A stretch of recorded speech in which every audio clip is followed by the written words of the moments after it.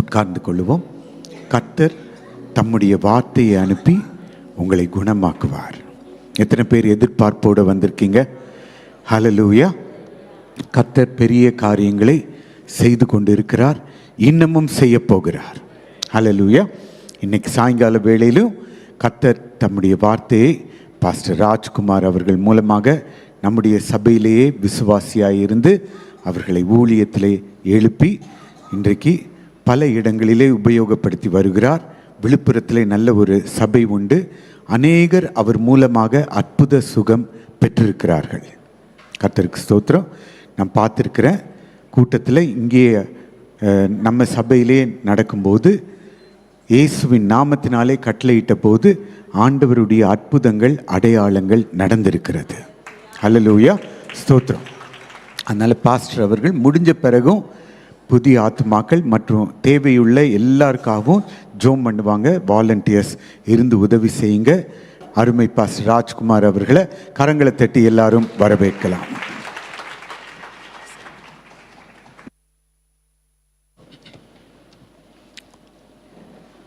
ஆண்டவரும் இரட்சகருமாய் இருக்கிற இயேசு கிறிஸ்துவின் இனிதான நாமத்திலே உங்களை நான் வாழ்த்தி வரவேற்கிறேன். இந்த மாலை கூடுகையிலே வந்திருக்கிற உங்களை கர்த்தர் ஆசீர்வதிப்பாராக. ஆண்டவருக்கு மகிமை உண்டாகட்டும். அல்லேலூயா.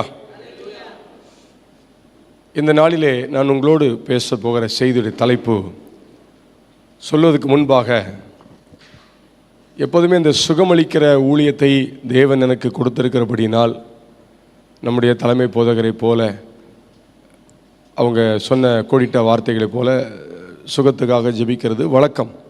அது தேவன் எனக்கு கொடுத்த கிருபை.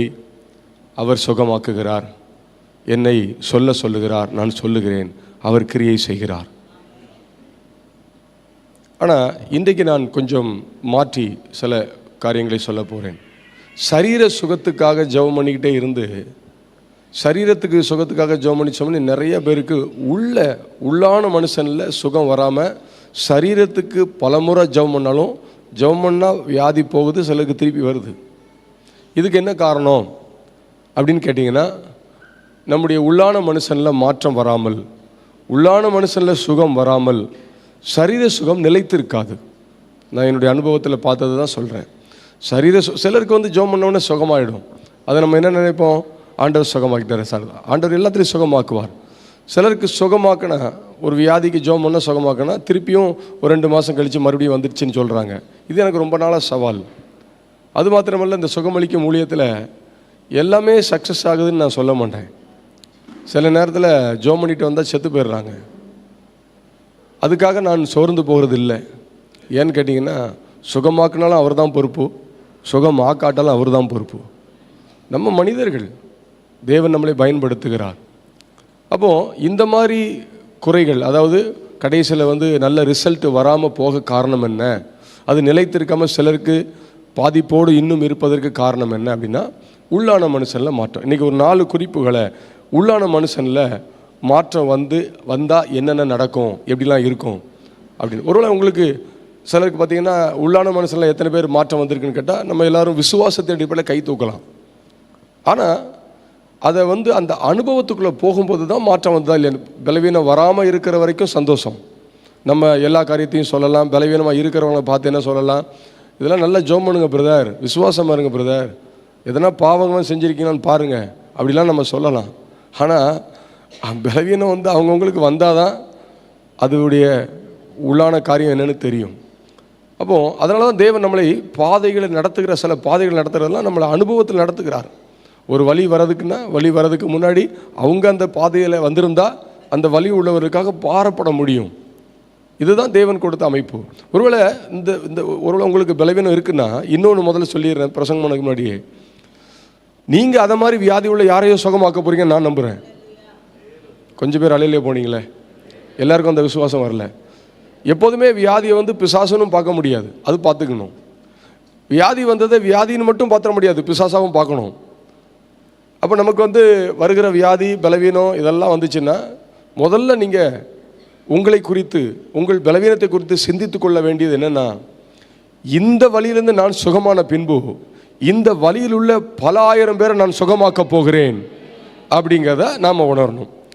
சிலர் இந்த வெளிச்சத்தை கண்டுபிடிக்க முடியாதனால தான் அந்த வியாதியோடு போராடிட்டு இருக்கிறாங்க.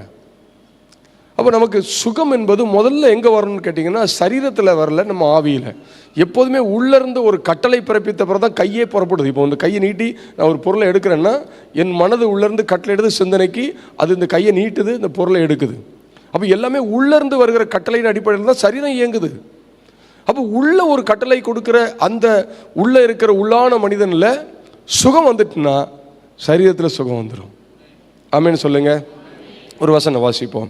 முதலாவது அதுக்கு ஆதாரமாய் ஒரு வசனம், எபேசியருக்கு எழுதின நிருபம் 3வது அதிகாரம் 16வது வசனத்தை வாசிக்க கேட்போம்.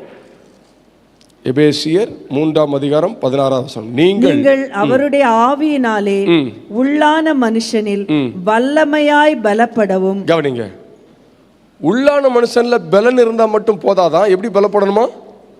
வல்லமையாய் பலப்படணும். உள்ளான மனுஷன்ல உலக மனிதர்களுக்கு ரட்சிக்கப்படாதவர்களுக்கு பலன் இருக்குது. சிலதெல்லாம் வந்து பார்த்தீங்கன்னா இயேசுவை அறிஞ்சிருக்க மாட்டாங்க, பாவத்திலிருந்து விடுதலையாக்கப்பட்டிருக்க மாட்டாங்க, வசனம் தெரியாது, பாவத்தில் இருப்பாங்க. அவங்க கூட தைரியமாக இருக்கிறான், பார்த்துருப்பீங்க. எவ்வளோ பேர் தைரியமாக இருக்கிறாங்க. அவங்கெல்லாம் உள்ளான மனுஷன்ல பலனாக இருக்கிறாங்க. ஆனால் தேவ பிள்ளைகள் தான் வல்லமையாக பலப்பட முடியும். உள்ளான மனுஷன்ல பலன் என்பது வேறு, வல்லமையாய் பலப்படுவது என்பது வேறு.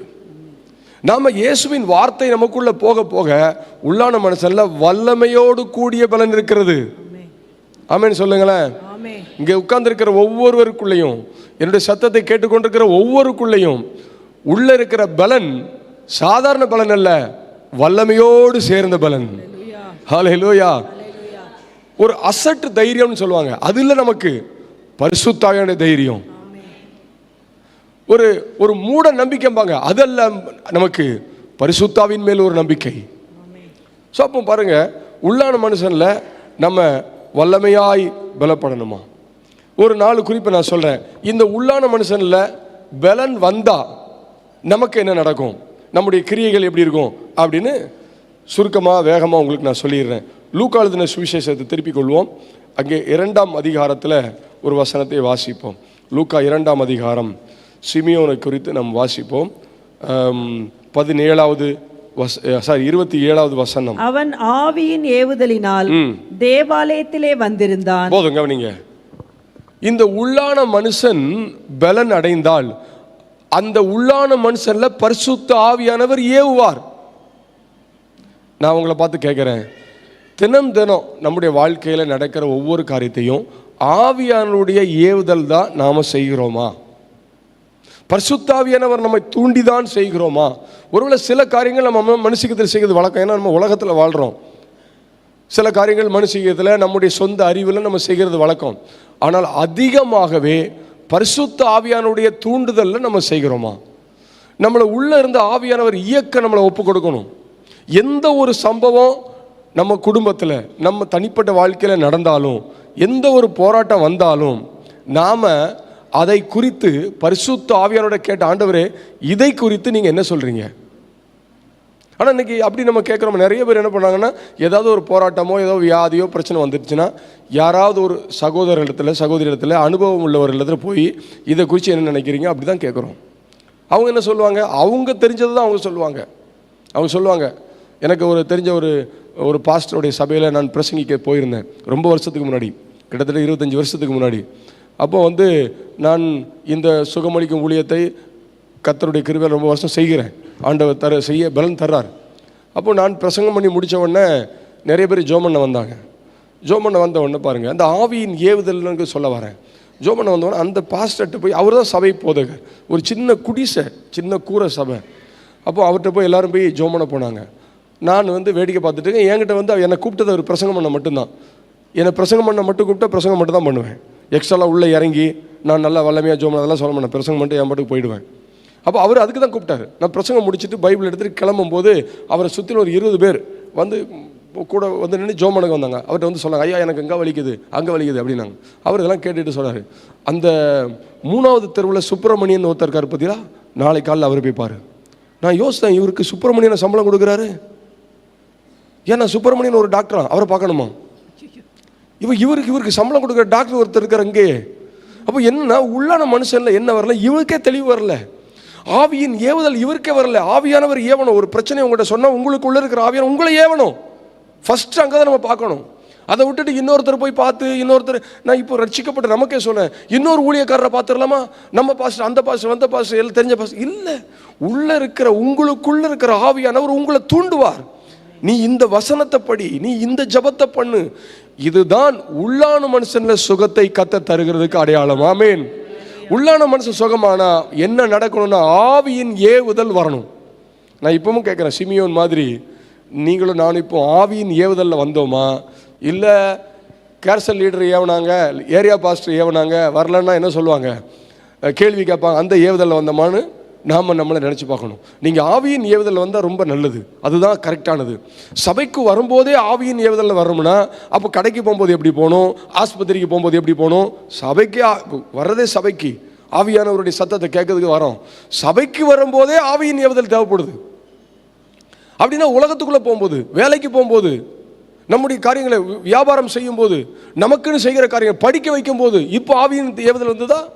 நான் கேட்குறேன், இனி வரும் நாட்களில் அடுத்த ஆண்டு படிப்புக்காக பிள்ளைகளை ஆயத்தப்படுத்தும்.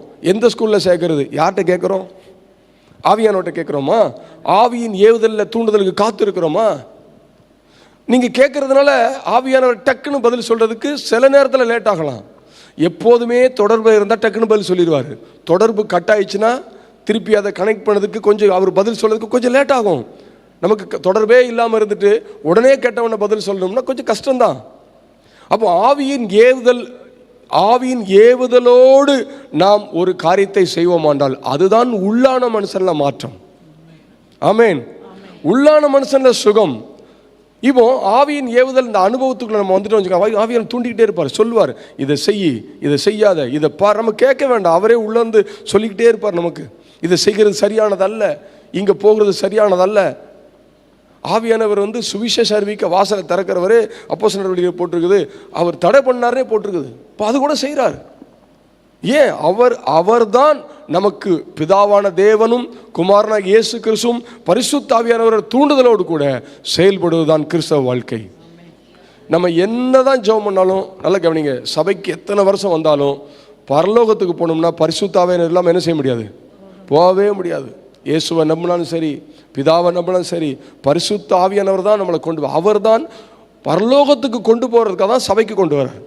சபையோடைய நோக்கம் நிறைய பேருக்கு இன்றைக்கி மறந்து போச்சு. என்னென்னா, சர்ச்சில் போனால் அது ஜெபம் பண்ணால் இது கிடச்சிரும், இது ஜெபம் பண்ணால் அது கிடச்சிரும். அது மட்டும் இல்லை, அதெல்லாம் இவைகளெல்லாம் உங்களுக்கு கூட கொடுக்கப்படும், அந்த ஆசீர்வாதத்திலிருந்து வந்துடும்.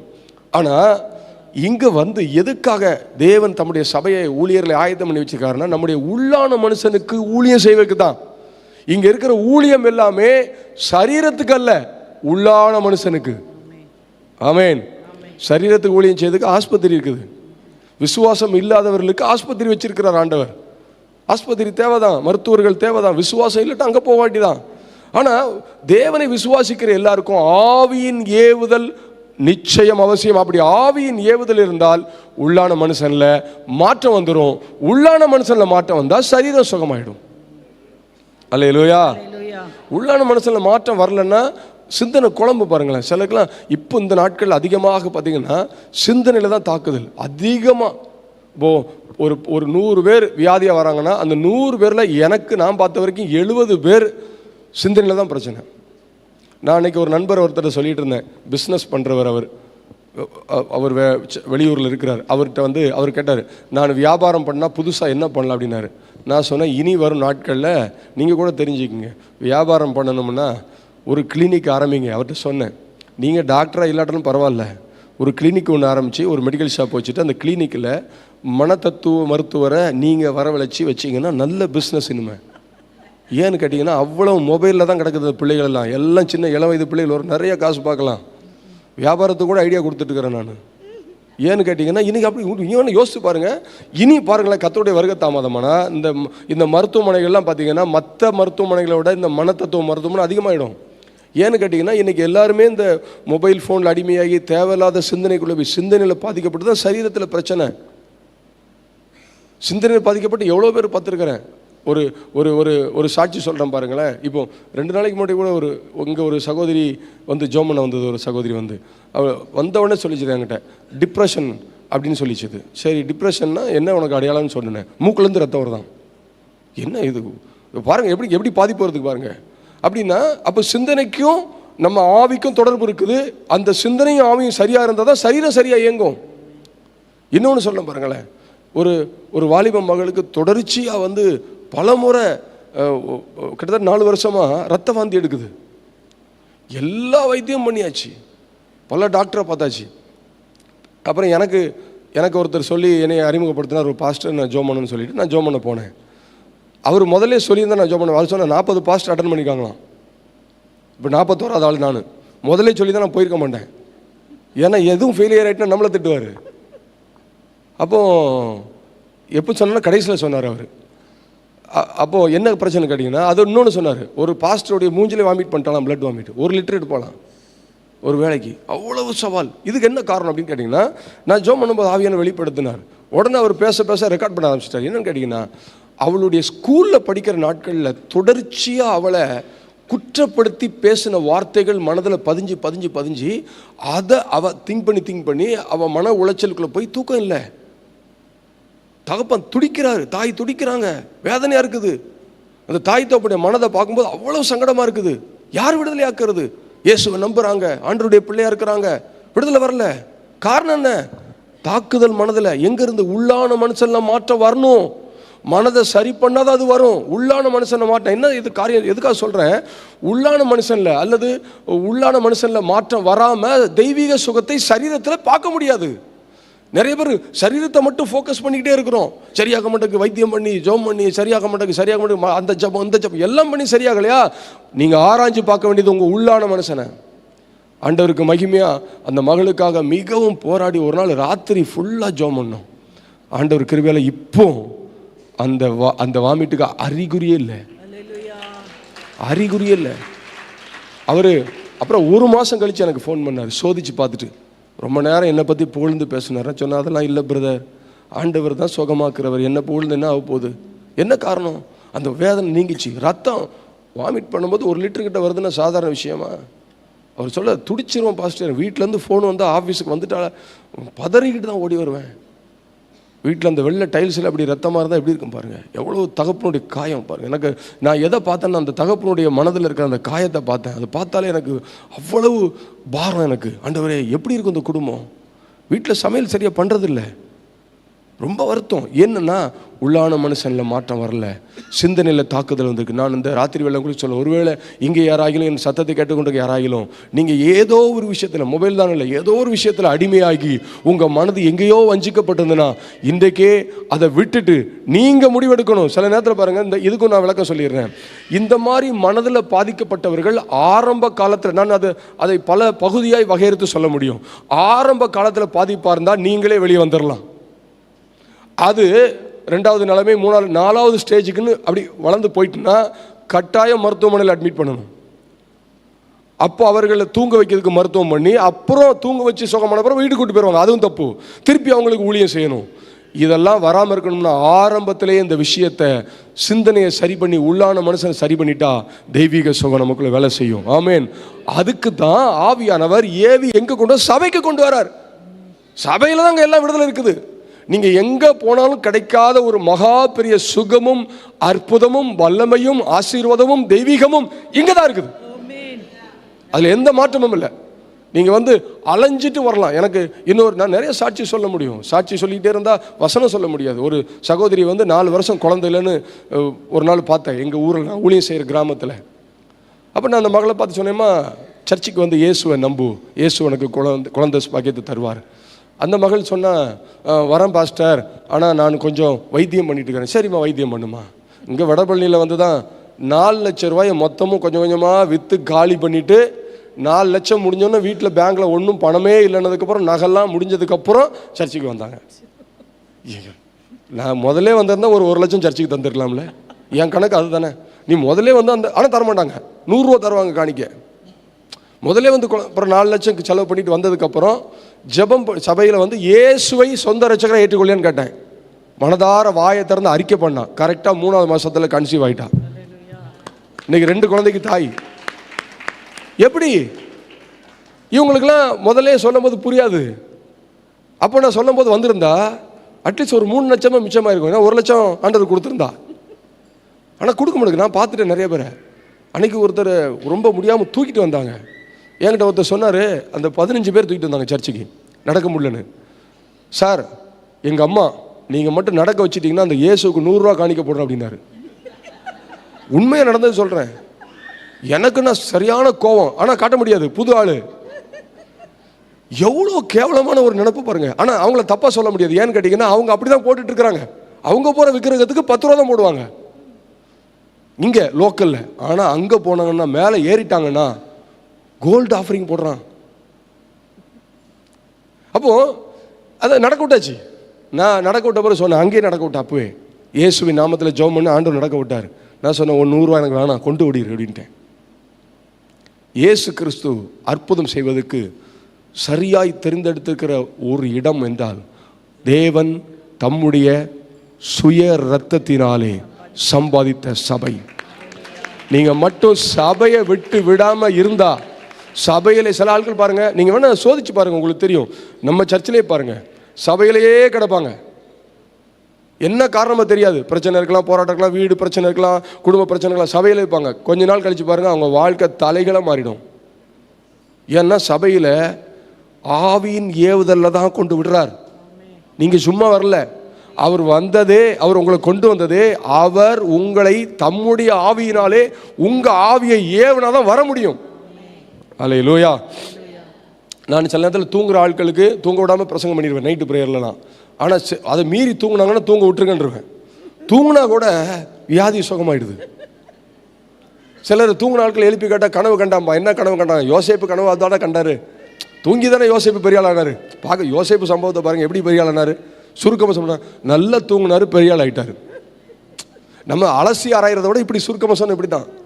நீங்கள் தூங்கினா கூட எங்கே வந்து தூங்கிடுங்க, இங்கே வந்துடுறாங்க, அந்த ஓரத்துக்கு போயிடுங்க. என்ன சொல்லிட்டு வரணும்? ஆண்டவரே, எனக்கு ஒன்றும் தெரியாது, எனக்கு எதுவும் புரியாது, என்னால் வசனம் கேட்க முடியாது, என்னால் உட்கார முடியாது, என்னால் தூக்கத்தை கட்டுப்படுத்த முடியாது. ஆனால் ஒன்று, உங்கள் பிரசன்னத்தில் வந்து உட்கார்ந்துருவேன். ஹல்லேலூயா. வயிற்றுக்குள்ள இருக்கிற குழந்தை கூடங்க தேவனுடைய வார்த்தையால் நிரப்பப்படும். வசனம் இருக்குது. வயிற்று கர்ப்பமாக இருக்கிற ஸ்திரீகளுடைய வயிற்றுக்குள்ள இருக்கிற குழந்தைகளை கூட தேவனுடைய வார்த்தை தொடும்.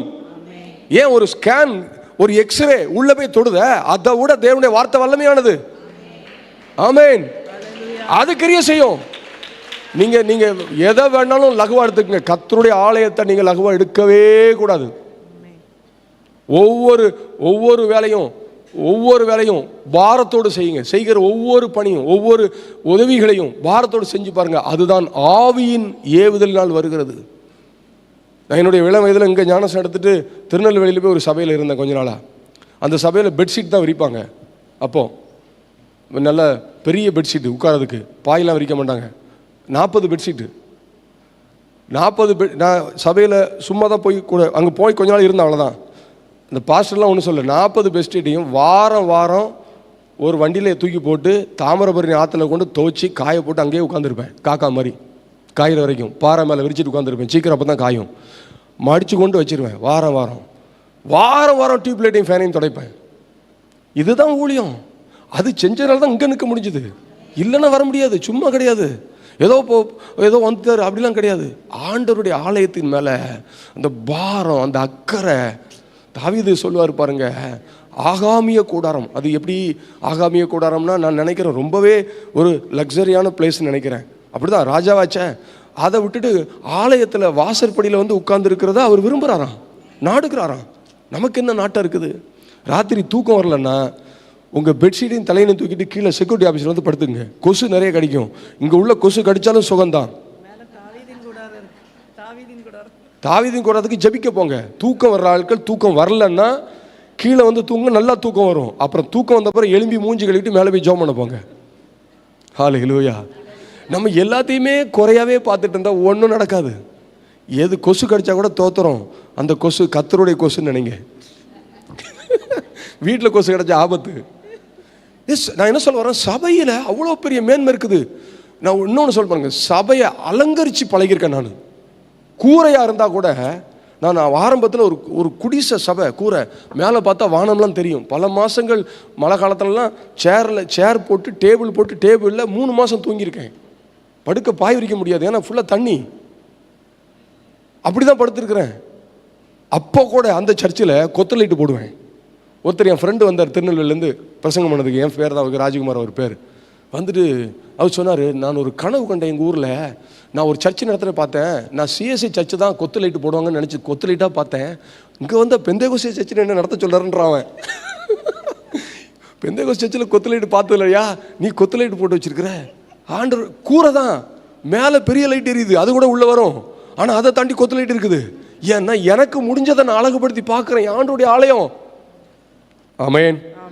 அப்போ நீங்கள் ஆவியின் ஏவுதலில் தான் வருகிறீர்கள், சும்மாலாம் வரல. நீங்கள் வர வர சபைக்கு வந்துட்டு போக போக ஒன்றும் நடக்கலன்னு நினைக்கிறீங்களா? சில நேரம் ஒன்றும் நடக்காது, வெளியே தெரியாது, அது உள்ள மாற்றம் நடந்துக்கிட்டே இருக்கும். நீங்கள் உங்களுக்கு சொல்கிறேன் புரிய முடியாது சகோதரிகளுக்கு, பிரியாணி கிண்டும் போது பிரியாணி போட்டுட்டு மூடி வச்சிடணும், கிண்டிக்கிட்டே இருக்கக்கூடாது. என்ன நம்பிக்கையில் மூடுறோம், கட்டாயம் உள்ள என்ன செஞ்சிடும், வெந்துடும். அதை மாதிரி உள்ள இருக்கிறது நல்லா வெந்துடும். சர்ச்சுக்குள்ளே வந்தா உள்ள இருக்கிற உள்ளான மனுஷன் நல்லா வேகும். ஆமென். நீங்க சபையில உட்கார்ந்து இருக்கிறது அடுப்பு மேல உட்கார்ந்து இருக்கிற மாதிரி நெருப்பா இருக்க முடியும். அடுப்பு மேல வச்சிருக்கிற பாத்திரம் சூடா இருக்கும், நீங்க சூடா தான் இருப்பீங்க. அல்லேலூயா. ஆகையினாலே ஆவியின் ஏவுதலால் வந்தால் வருகிறது தான் உள்ளான மனுஷன்ல மாற்றம். அதைப்படி நீங்க ஆவியின் ஏவுதலுக்கு உங்களை ஒப்பு கொடுங்க. ரெண்டாவது குறிப்பு, 2 தீமோத்தேயுவின் புஸ்தகத்துக்கு வாங்க. 2 தீமோத்தேயு 1வது அதிகாரம் எடுத்துக்கொள்ளுங்க. அதுல 5ஆம் வசனத்திலிருந்து வாசி. அந்த விசுவாசம் முந்தி உன் பாட்டியாகிய லோவிசாளுக்குள்ளும் உன் தாயாகிய ஐனிக்கேயாளுக்குள்ளும் நிலைத்திருந்தது, அது உனக்குள்ளும் நிலைத்திருக்கிறதென்று நிச்சயித்திருக்கிறேன். நல்ல கவனிங்க. ஒரு விசுவாசம் தலைமுறை தலைமுறையாய் கடத்தப்படுகிறது. தாய்க்குள்ள இருந்த விசுவாசம் மகளுக்குள்ள, மகளுக்குள்ள இருந்த விசுவாசம் மகனுக்குள்ள, இப்படி தலைமுறையாய் விசுவாசம் கடத்தப்படுகிறது. இது வந்து எங்க நடக்கிற விஷயம், உள்ளான மனுஷன் நடக்கிற விஷயம். இப்போ ஒன்று விளக்கம் சொல்ல அப்போ புரியும். தாத்தா ஒரு கோட்டு வச்சிருப்பார், மகனுக்கு கொடுத்துட்டு போவார். மகன் சொல்லுவார் பேரண்ட்ட, அது தன்னுடைய மகன்கிட்ட, பாரு தாத்தா வாங்கின கோட்டுரா, இது வந்து சிங்கப்பூரில் வாங்கிட்டு வந்தார், நல்லா பிரமாதமாக இருக்கும் போடு. இப்போ பார்த்தீங்கன்னா புது பொருட்களை விட பழைய பொருட்கள் தான் தரம் உள்ளதாக நம்ம நினைக்கிறோம். அது அந்த காலத்தில் பைக்கு சொன்னாங்க, இப்போ உள்ள பைக்கில் சரியில்லைங்க, அப்போ தான் நல்லா ஸ்ட்ராங்காக வந்துச்சு. இப்போ அரிசி கூட அப்படி தான் சொல்கிறான், இப்போ உள்ள அரிசி சரியில்லையா, அப்போ உள்ள அரிசி நல்லா இருந்துச்சா, அதான் உயிர் வளர்ந்தானா. இப்போ என்ன சொல்ல வரேன்னா, இப்படி மற்ற எல்லாத்துலேயும் தலைமுறை பார்க்குற நாம் விசுவாசத்தை தலைமுறை பார்ப்போம். நமக்குள்ள இருக்கிற விசுவாசம் நம்ம பிள்ளைகளுக்குள்ள கடத்தப்பட்டு, இதுதான் உள்ளான மாற்றம். வெளியே இருக்கிற ஷர்ட்டையும் கோட்டையும் பேண்ட் ஷர்ட்டையும் கொடுத்து மாற்றுகிற நாம், நமக்குள்ள இருக்கிற விசுவாசம், நமக்குள்ள இருக்கிற வைராக்கியம், நமக்கு தேவன் மேல உள்ள அன்பை நம்ம பிள்ளைகளுக்குள்ளேயும் பிள்ளைகளின் பிள்ளைகளுக்குள்ளேயும் கடத்துவது தான் உள்ளான மனுஷன்ல மாற்றம். ஆமென். எங்க அனுப்புறோம்? அதை கொடுக்கறது. ஒரு பேனா கொடுத்தா இது அப்பா பேனா, இது தாத்தா பேனா. உள்ள இருக்கிற விசுவாசம், இது அப்பாக்குள்ள இந்த விசுவாசம், இது தாத்தாக்குள்ள விசுவாசம். இதை சொல்வதுக்கு தான் தேவன் உள்ளான மனுஷன்ல. இதெல்லாம் இதை மாதிரி சிந்தனை நமக்குள்ள வந்துச்சுன்னா வியாதியை பத்தி சிந்தனை வராது. வியாதியை பற்றி போராட்டம் என்னென்னா, வியாதி வந்து டெவலப் ஆகிறதுக்கு மிக முக்கிய காரணம் அவங்கவுங்க தான். எப்படின்னா, லேசாக ஒரு வலி வந்துச்சு வச்சுக்கலேன், இந்த முட்டி மடக்கும் போது வலிக்குதுன்னா, திடீர்னு மடக்கிற வலிக்கு தருது, உடனே என்ன பண்ணுறது, இப்படியே மடக்கி மடக்கி பார்க்குறது. அங்கே வந்து எவ்வளோ ஆராய்ச்சி பாருங்கள், இதை வசனத்தை பார்த்துட்டா சுகமாயிடுமே. இந்த ஆராய்ச்சியில் போகிறோம். அப்புறம் வயிறு வலினா வயிற்று அமைக்க அமைக்க பார்க்க, இங்கே வலிக்கு இங்கே அமைக்க பார்த்து நிறைய பேர் சிரிக்கிறீங்க. இதெல்லாம் நடக்குது உங்கள்கிட்ட. அப்புறம் கால் மடக்கமுன்னு மடக்கி பார்த்து, இதை வந்து பார்க்குற தப்பு இல்லை. என்ன கண்ணோட்டத்தில் பார்க்குறீங்க? தேவன் சுகமாக்கிட்டார், அது பாருங்க, போன வாரத்தோட இது பல்லால இருக்கடா, அப்படி பார்க்கறது இல்லையே. அப்போ உள்ளான மனுஷன்ல மாற்றம் வருது. ஆவிக்குரிய அனுபவங்கள் கடத்தப்பட வேண்டும். உங்களுக்குள்ள இருக்கிற ஆவிக்குரிய அனுபவம் உங்களோட முடிஞ்சிடக்கூடாது. இன்னைக்கு நிறைய குடும்பங்கள் அப்படி நடக்குது. விசுவாசம் குடும்பத்தாரோட, அந்த தகப்பனுக்கு ஒரு விசுவாசம் அவரோட முடிஞ்சது, பிள்ளை அவர் அந்த அளவுக்கு பெட்டரா இல்லைங்க. அது இல்லை. தகப்பனை விட பிள்ளைக்குள்ள பல மடங்கு பெருகணும், பிள்ளை கூட பேரனுக்கு பல மடங்கு பெருகணும். அதுதான் உள்ளான மனுஷன்ல மாற்றம் வர்றது. இதுக்கு தான் கர்த்தர் சபையை வச்சிருக்கிறார். ஹல்லேலூயா. பொதுவாக இந்த பிரசங்கம் எல்லாருக்கும் பிடிக்காது. இப்போ பிரசங்கம் வந்து வந்து மென்மையாயிருப்பாய், கர்த்தர் உன்னை வாளாக்காமல் தலையாக்குவார், கீழாக்காமல் மேலாக்குவார். இதோ போகிற வழியிலே நீ அற்புதத்தை காண்பாய் மகனே. அந்த கருப்பு சட்டை போட்டு, கண்ணை மூடிட்டு, அப்படி கருப்பு சட்டை யாரும் போடல, கருப்பு சட்டை போட்டிருக்க மகனே, ஆண்டவர் உன்னை போகிற வழியில் அவன் தலையில் 1 லட்சம் ரூபா பணத்தை கொட்டுவார். நீ நடக்கும்போது உன் மேலே தங்கமாக விழும். இதில் என்ன அல்லேலூயா அக்கினி. அப்படிதான் இன்னைக்கு இருக்குது மக்கள் மனநிலை. இதுக்கு போதகர்கள் இதுக்கு சாதகமாகிட்டாங்க. ஏன்னா இப்படி போனவொடனே இப்படி பேசினா உற்சாகமாயிடுறாங்க. ஒருத்தர் தீர்க்கதரிசனம் சொல்கிறாரு, எனக்கு சில நேரத்தில் அப்படி நல்லா தெரியும் பாருங்களேன். அவர் சொல்கிறார், அந்நிய பாஷை பேசிட்டு அப்படின்னு பேசிட்டு சில வார்த்தைகளை சொல்கிறாரு. எனக்கு தெளிவாக தெரியுது, பயங்கர ட்ரையாக இருக்குது, ஒன்றும் இல்லை வார்த்தையில், அங்கே உள்ள ஆவியில் வரல, அது நல்லா தெரியுது. இது மாதிரி எவ்வளோ பேர் சொல்லிட்டு இருக்காங்க தெரியுமா? தீர்க்க தரிசனங்கிற பேரில் அப்படி ஆக்கும் இப்படி ஆக்கும்னு சொல்லிட்டு தீர்க்க தரிசனம் பேசி எப்படியாவது ஜனங்களை தன் பக்கம் கவர் பண்ண உற்சாகமாக பேசினா வந்துடுவாங்க கூட்டம். இங்கே அப்படி இல்லை. நம்ம சால்சாரன் பாஸ்டர் ஐயா யாரையும் தடவி பேசி இங்கே கொண்டு வரல, வறுத்து கொண்டு வந்துருக்கிறாரு. அதுக்கு மேலே நம்ம ஐயா நல்லா வறுக்கிறாரு வசனத்தை வச்சு. ஆமேன். புடமிட்டப்பட்ட இங்கே இருக்கிற, நான் சொல்ல தைரியமாக சொல்லுவேன், எங்கே படம் சொல்லுவேன், எங்கள் சபையில் எல்லாரும் புடமிடப்பட்டவர்கள். ஒருத்தர் கூட புடமிடப்படாமல் இருக்க முடியாது. அப்படி இருந்தீங்கன்னா அங்கே இருக்க முடியாதுன்ற, நான் ஓடிடுவாங்க, இருக்க முடியாது. அந்த ஆவி ஒத்து போகாது. ஏன்னா நம்மளை தேவன் சுத்த பொண்ணாக விளங்கப்படும்படி உள்ளான மனுஷன்ல மாட்டோம், உள்ள மாற்றம் வரணும், உள்ள மாற்றம் வரணும். சொல்லுங்க எல்லாரும், சொல்லுங்க, கை வச்சு சொல்லுங்க, உள்ள கை வச்சு சொல்லுங்க, எனக்குள்ள மாற்றம் வரணும் ஆண்டவரே, எனக்குள்ள மாற்றம் வரணும். ஆமேன். நீங்க இதை மட்டும் கவனத்தில் கொண்டு வந்து உங்கள் உள்ளான மனுஷனை குறித்து வளர்த்து உள்ளான மனுஷனுக்கு வளர்க்கறதுக்கு பிரயாசப்பட்டீங்கன்னாலே நான் சொல்ல சரீரத்தில் ஒரு வியாதி வராது. இன்றைக்கி இன்னொரு பிரச்சனை, வியாதி வருது. எனக்கு இந்த வேலையை கொடுத்ததுனால ஐயா இந்த வியாதியை பற்றி கொஞ்சம் நீங்கள் உற்சாகப்படுத்தி என்ன விட்டாங்க ஐயா, அதனால் இதையே பேசுகிறேன் நான். சிலருக்கு வியாதி வர்றதுக்கு காரணம் என்னென்னா முன்கூட்டி ஆயத்தம். நான் அவங்கள பார்த்து கேட்குறேன், கையெல்லாம் தூக்காண்டா. உங்கள் வீட்டில் டப்பாவில், பிளாஸ்டிக் டப்பாவில் பேராஸ்ட்ரமால், தைலம், இந்த மாதிரிலாம் எவ்வளோ வீட்டில் இருக்குது? கை தூக்காண்டா. கேட்டாச்சோ தலைவலி வந்தால் முதலே ப்ரிப்பேர் ஆகிடுச்சு, விசுவாசம் வந்துச்சுது. தலைவலி வருங்கிறதுக்கு தெளிவான விசுவாசம். வயிற்று வலி வந்தால், அப்புறம் அது வந்தால், ஒருவேளை இது வந்துட்டா, எலும்பில் அடிபட்டுனா ஸ்ப்ரே அடிக்கணுமே, ஸ்ப்ரே சின்னதாக வச்சுக்குவோம். ஆண்டவருக்கு மையமே சொல்ல, எங்கள் வீட்டில் ஒன்றும் கிடையாதுங்க, எந்த மாத்திரையும் கிடையாது. பேராஸ்ட்ரமால் அந்த இதெல்லாம் எதுவுமே வச்சிடல. அன்றைக்கி ஒரு நாள் ஒரிசா போயிட்டு இருக்கும்போது வந்து என்னுடைய நண்பர் ஒரு பாஸ்டர் விழுப்புரத்தில் இருக்கிறார். அவர் எல்லாம் நிறைய பேர் போனோம், நானும் பாஸ்டர் ஜான் கரடி எல்லாம் போகிறோம். ஏசி போட்டிருக்கிறோம், கண்ணாடி ஏற்றிட்டு பொலேரோ காரில் மகாராஷ்டிராக்குள்ளே நுழையிறோம்.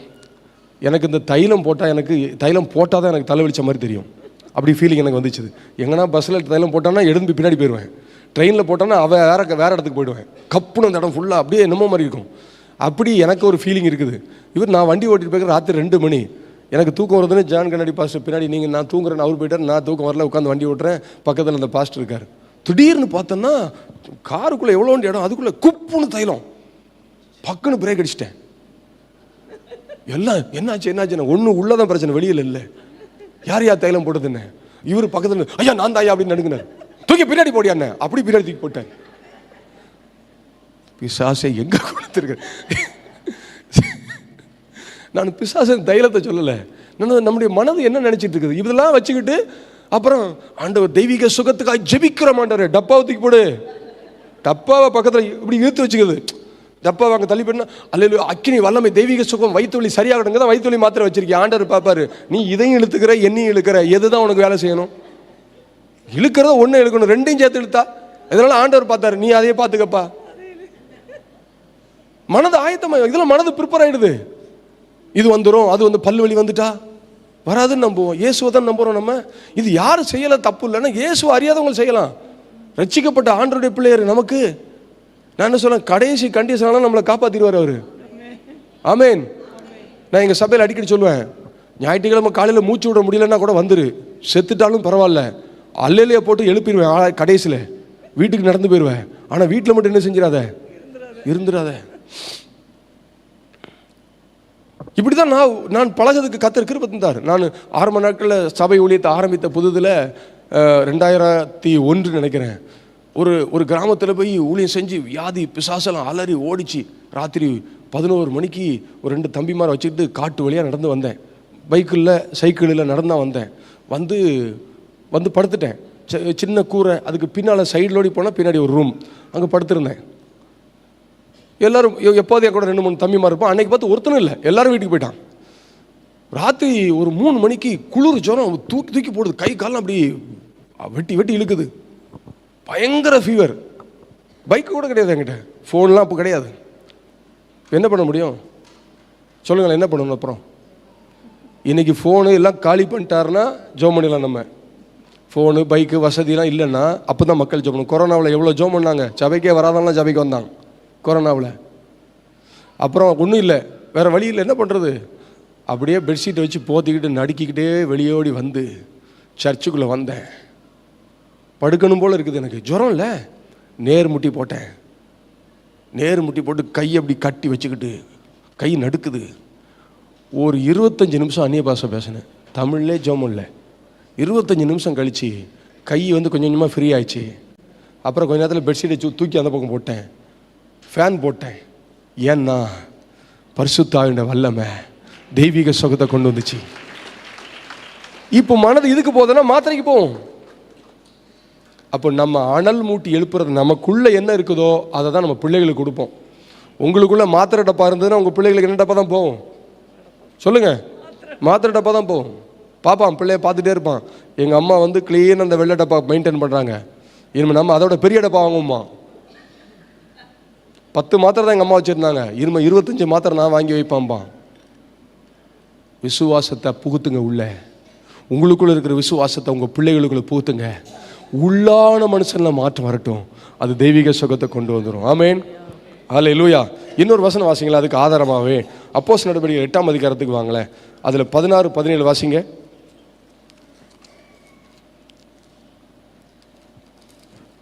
அவர்கள் பரிசுத்த ஆவியை பெற்றுக்கொள்ளும்படி அவர்களுக்காக ஜெபம் பண்ணி அவர்கள் மேல் கைகளை வைத்தார்கள். அப்பொழுது அவர்கள் பரிசுத்த ஆவியை பெற்றார்கள்.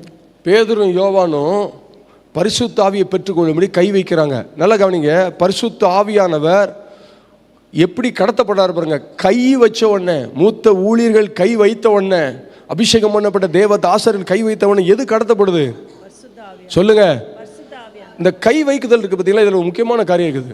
கை வைக்குதல், ஒருத்தர் மேலே கை வைக்கிறதுங்கிறது பார்த்தீங்களா, அதில் ஒரு முக்கியமான விஷயம் இருக்குது.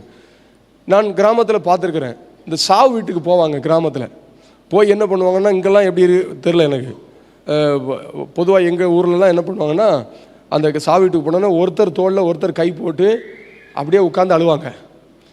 இது அழுதுட்டு வந்து நான் ஆரம்பத்தில், நான் இப்போ கிட்டத்தட்ட விழுப்புரம் மாவட்டத்துக்குள்ளே போன புதுசில் எனக்கு புரியல. நல்லா வல்லமையாக ஜெபம் பண்ணுற விசுவாசி ஞாயிற்றுக்கிழமை கோழி, நோய் வந்த கோழி மாதிரி வரும், எனக்கு கண்டுபிடிக்க முடியல. அப்புறம் கை வச்சு ஜெபம்னா கீழே விழுவும். நல்லா தானே ஜெபம் பண்ணுது, எதுக்கு கீழே விழுது அப்படின்னு பார்த்தா, அப்புறம் ஆராய்ச்சி பண்ணி பார்த்தா சாவு வீட்டுக்கு போய்ட்டு வந்திருக்கு. சாவு வீட்டுக்கு போகும்போது என்ன பண்ணிச்சு, கையை போட்டு ஜெபம் பண்ணுது, அழுதுச்சு பாருங்க. அந்த ஆவி இங்கே வந்துச்சு. அது சொல்லு சார், ஒரு பிசாசு பேசிச்சு, அதான் சொன்னது. அது அப்போ தான் கண்டுபிடிச்சேன் நான், எப்படி நீ வந்த இவளுக்குள்ளன்னா, அவள் என் தோளில் கை போட்டு அழுதா, அப்புறம் நான் வந்தேன். தோளில் கை போட்டு எங்கே அழுவாங்கன்னு அதை கண்டுபிடிச்சேன் நான். எவ்வளோ விஷயம் இருக்குது பாருங்க. அப்போ இதுக்கு பைபிள் ஆதாரம் இருக்குன்னா இதுதான் எனக்கு புரிஞ்சிருந்த வசனம். அப்போ கையை ஒருத்தர் மேலே வச்சாலே ஏதோ ஒன்று என்ன செய்யுது, வருது, கடத்தப்படுது. அப்போ நான் யோசித்தேன், கர்த்தருடைய பிள்ளைக்குள்ளே அசுத்தாவி எப்படி கடத்தப்பட்டுச்சு? அப்படி தான் அடுத்த கேள்வி. நான் சொல்கிறேன் கவனிங்க, கர்த்தருடைய பிள்ளை தன்னை கர்த்தருடைய பிள்ளையா இருக்கிறேன்னு நினைவில் இல்லாட்டாலே பிசாசு தாக்கிடுவான். சிலர் இருப்பாங்க பயந்துக்கிட்டே இருப்பாங்க, பிசாசு தாக்கிடுமோ. நாங்கள் சின்ன வயசில் எங்கள் சித்தி வீட்டுக்கு எங்கள் அம்மா கூட்டிகிட்டு போவாங்க. எங்கள் ஊரில் நடந்தே போவோம் ஸ்கூலில் படிக்கும்போது. விக்கிரக கோயில் ஏதாவது வந்துட்டுனா எங்கள் அம்மா சொல்லுவாங்க, டே அந்த பக்கம் திரும்பி கேட்டா, இந்த பக்கம் கோயில் தான் சோதரம் சோதரம் சோதரம் சோதரம் சோதரன்ட்டே போவோம். ஏன்னா அது பாத்திர கூட தான். அப்படிலாம் வளர்ந்தேன். என்ன இப்படி சிலர் வந்து என்ன பண்ணுறது, இந்த பயந்துக்கிட்டே என்ன செய்யறது, டச் பண்ணுறது. ஆவியானவர் உள்ள வந்துட்டா தைரியமாக தொட முடியும். இந்த தைரியமாக தேவ மனிதர்கள் தொடும்போது வல்லமை கடத்தப்படுது என்றால், பயத்தோடு உலக மனிதர்கள் தொடும்போது பிசாசு கடத்தப்படும். அப்போ உங்களுக்குள்ள வல்லமை இருக்கா? நான் கேட்குறேன், உங்களுக்குள்ள வல்லமை இருக்கா? ஐயா இருக்காமா? எல்லாருக்குள்ளே வல்லமை இருக்கா? எத்தனை பேர் மேலே நீங்கள் கடத்த ட்ரை பண்ணியிருக்கீங்க? அதான் அடுத்த ஆமீன் போட்டுட்டோம். எனக்கே நிறைய வல்லமை வேணும், ஐயாட்ட அடிக்கடி ஜோம் பண்ணி கடத்திக்கிறேன். ஐயாட்ட அங்கே சார்ஜ் வாங்கிட்டு அங்கே சார்ஜ் இறக்கணும்ல. எப்போதுமே செல்ஃபோன் ஓவர் சார்ஜ் ஆச்சுன்னா பேட்டரி வெடிச்சிடும். இங்கே வந்து ஓவர் சார்ஜ் வாங்கிட்டு போய் கம்முனே இருந்தேன்னு அர்த்தம். கடத்தணும், பக்கத்தில் கைப்பிடிச்சிருக்கணும், நல்லா கடத்து. கையை பிடிச்சி சொல்லுங்க ஐயா. கையை பிடிச்சி கேட்க மக்களுக்கு பயமா இருக்குதே, சொல்லிட்டா கடத்தணுமே. யாரையாவது தொடுங்க ஐயா, இப்போவாது தொடுங்க, சர்ச்சுக்குள்ளேயா தொடுங்க, சொல்லுங்க, கைப்பிடி சொல்லுங்க. நல்ல கடத்து வல்லமைய சொல்லுங்க ஐயா, நல்ல வல்லமையை கடத்து. நான் என்ன சொல்றேன்னா, நம்ம ரட்சிக்கப்பட்டுட்டா சும்மா உட்காந்துக்கிட்டு தூங்கிக்கிட்டே தேய்ச்சிக்கிட்டே உட்காந்து என்ன பண்ண போறோம்? சாவும் போது ஒரு பிரயோஜனம் கிடையாது. புரியுதா உங்களுக்கு? ஒரு பொருளை உருவாக்கிட்டு ஒரு நாளுக்குள்ள பயன்படுத்தாமல் அதை உடச்சி போட்டால் என்ன பிரயோஜனம்? ஒரு பிரயோஜனம் இல்லை. நம்மளை தேவன் உருவாக்கி இருக்கிறார், அவருக்காக பயன்படாமல் செத்து போயிட்டு என்ன பிரயோஜனம்? கட்டாயம் ஒரு நாள் சாவு வரும், இல்லைன்னா பரலோகத்திலேருந்து இயேசு வந்து கூட்டிகிட்டு போவார். ரெண்டில் ஏதாவது நடக்கும்ல? நடக்குமா நடக்காதா? சொல்லுங்க. நீங்கள் உட்காந்துருக்க பார்த்தா இல்லைங்க நான் 450 வருஷம் உயிர்வாழங்க, நீ வேணா போயிட்டு வாங்க மாதிரி உட்காந்துருக்கீங்க. சொல்லுங்களேன் வாயை திறந்து. ஒரே ஒரு வாழ்க்கைங்க, வாழ்ந்தா உருப்படியாக இயேசுக்காக வாழணும். ஆமாவா? வெறியோடு வாழணும். ரட்சிக்கப்படுறதுக்கு முன்னாடி வெறியோடு தான் அலைஞ்சோம். இயேசு அறியதுக்கு முன்னாடி வெறித்தனமான சுத்தணும் பாவத்தில். இப்போ இயேசு அறிஞ்ச பிறகு பரிசுத்தத்துக்காகவும் ஊழியத்துக்காகவும் ஆத்ம ஆதாயத்துக்காகவும் மற்றவர்களை தொட வேண்டும், அவர் மேலே அக்கினி வர வேண்டும்னு வெறியா போகணுமா வேண்டாமா? நீங்கள் கை கொடுக்கும் போதே எலும்பு உடையிற மாதிரி கொடுக்கணும். சிலவன் செத்தவன் பையில வெத்தலை பார்க்க கொடுத்த மாதிரி கொடுப்பான். அப்போ கை கொடுக்கும்போது பார்த்துருவேன், இவன் வேலைக்கு ஆக மாட்டான், தெரிஞ்சிடும். இது எங்கள் சர்ச்செல்லாம் இப்போ என் கையை உடைக்கிறானுங்க. நான் இதை ட்ரெயின் பண்ணி கொடுத்தப்பறம் இப்போ சர்ச்சை முடிஞ்சோன்னே எல்லாருக்கும் போய் கை கொடுப்பேன். அப்போ என் கையை உடைக்கிற மாதிரி பிடிக்கிறான். பரவாயில்லையா, முன்னேறிட்டான்னு நினச்சேன். சிலவன் பாரு கை கொடுக்கும் போதே பாருங்க எப்படிங்க, நல்லா இருக்கிறேன். நீ எதுக்கு நல்லா இருக்கணுன்ற? நான் நல்லா இருக்கிறேன்னு அப்போ நல்லா இல்லைன்னு சொல்ல அந்த சவுண்டில் கம்பீரமாக ஒரு வார்த்தை. ஏன்னா உள்ள ஒன்றும் இல்லை, வசனம் இல்லை, ஜெபம் இல்லை, விசுவாசம் இல்லை. ஆனால் பேருக்கு ஆராதனை ஆராதனை அதெல்லாம் இருக்குது. என்ன பிரயோஜனம்?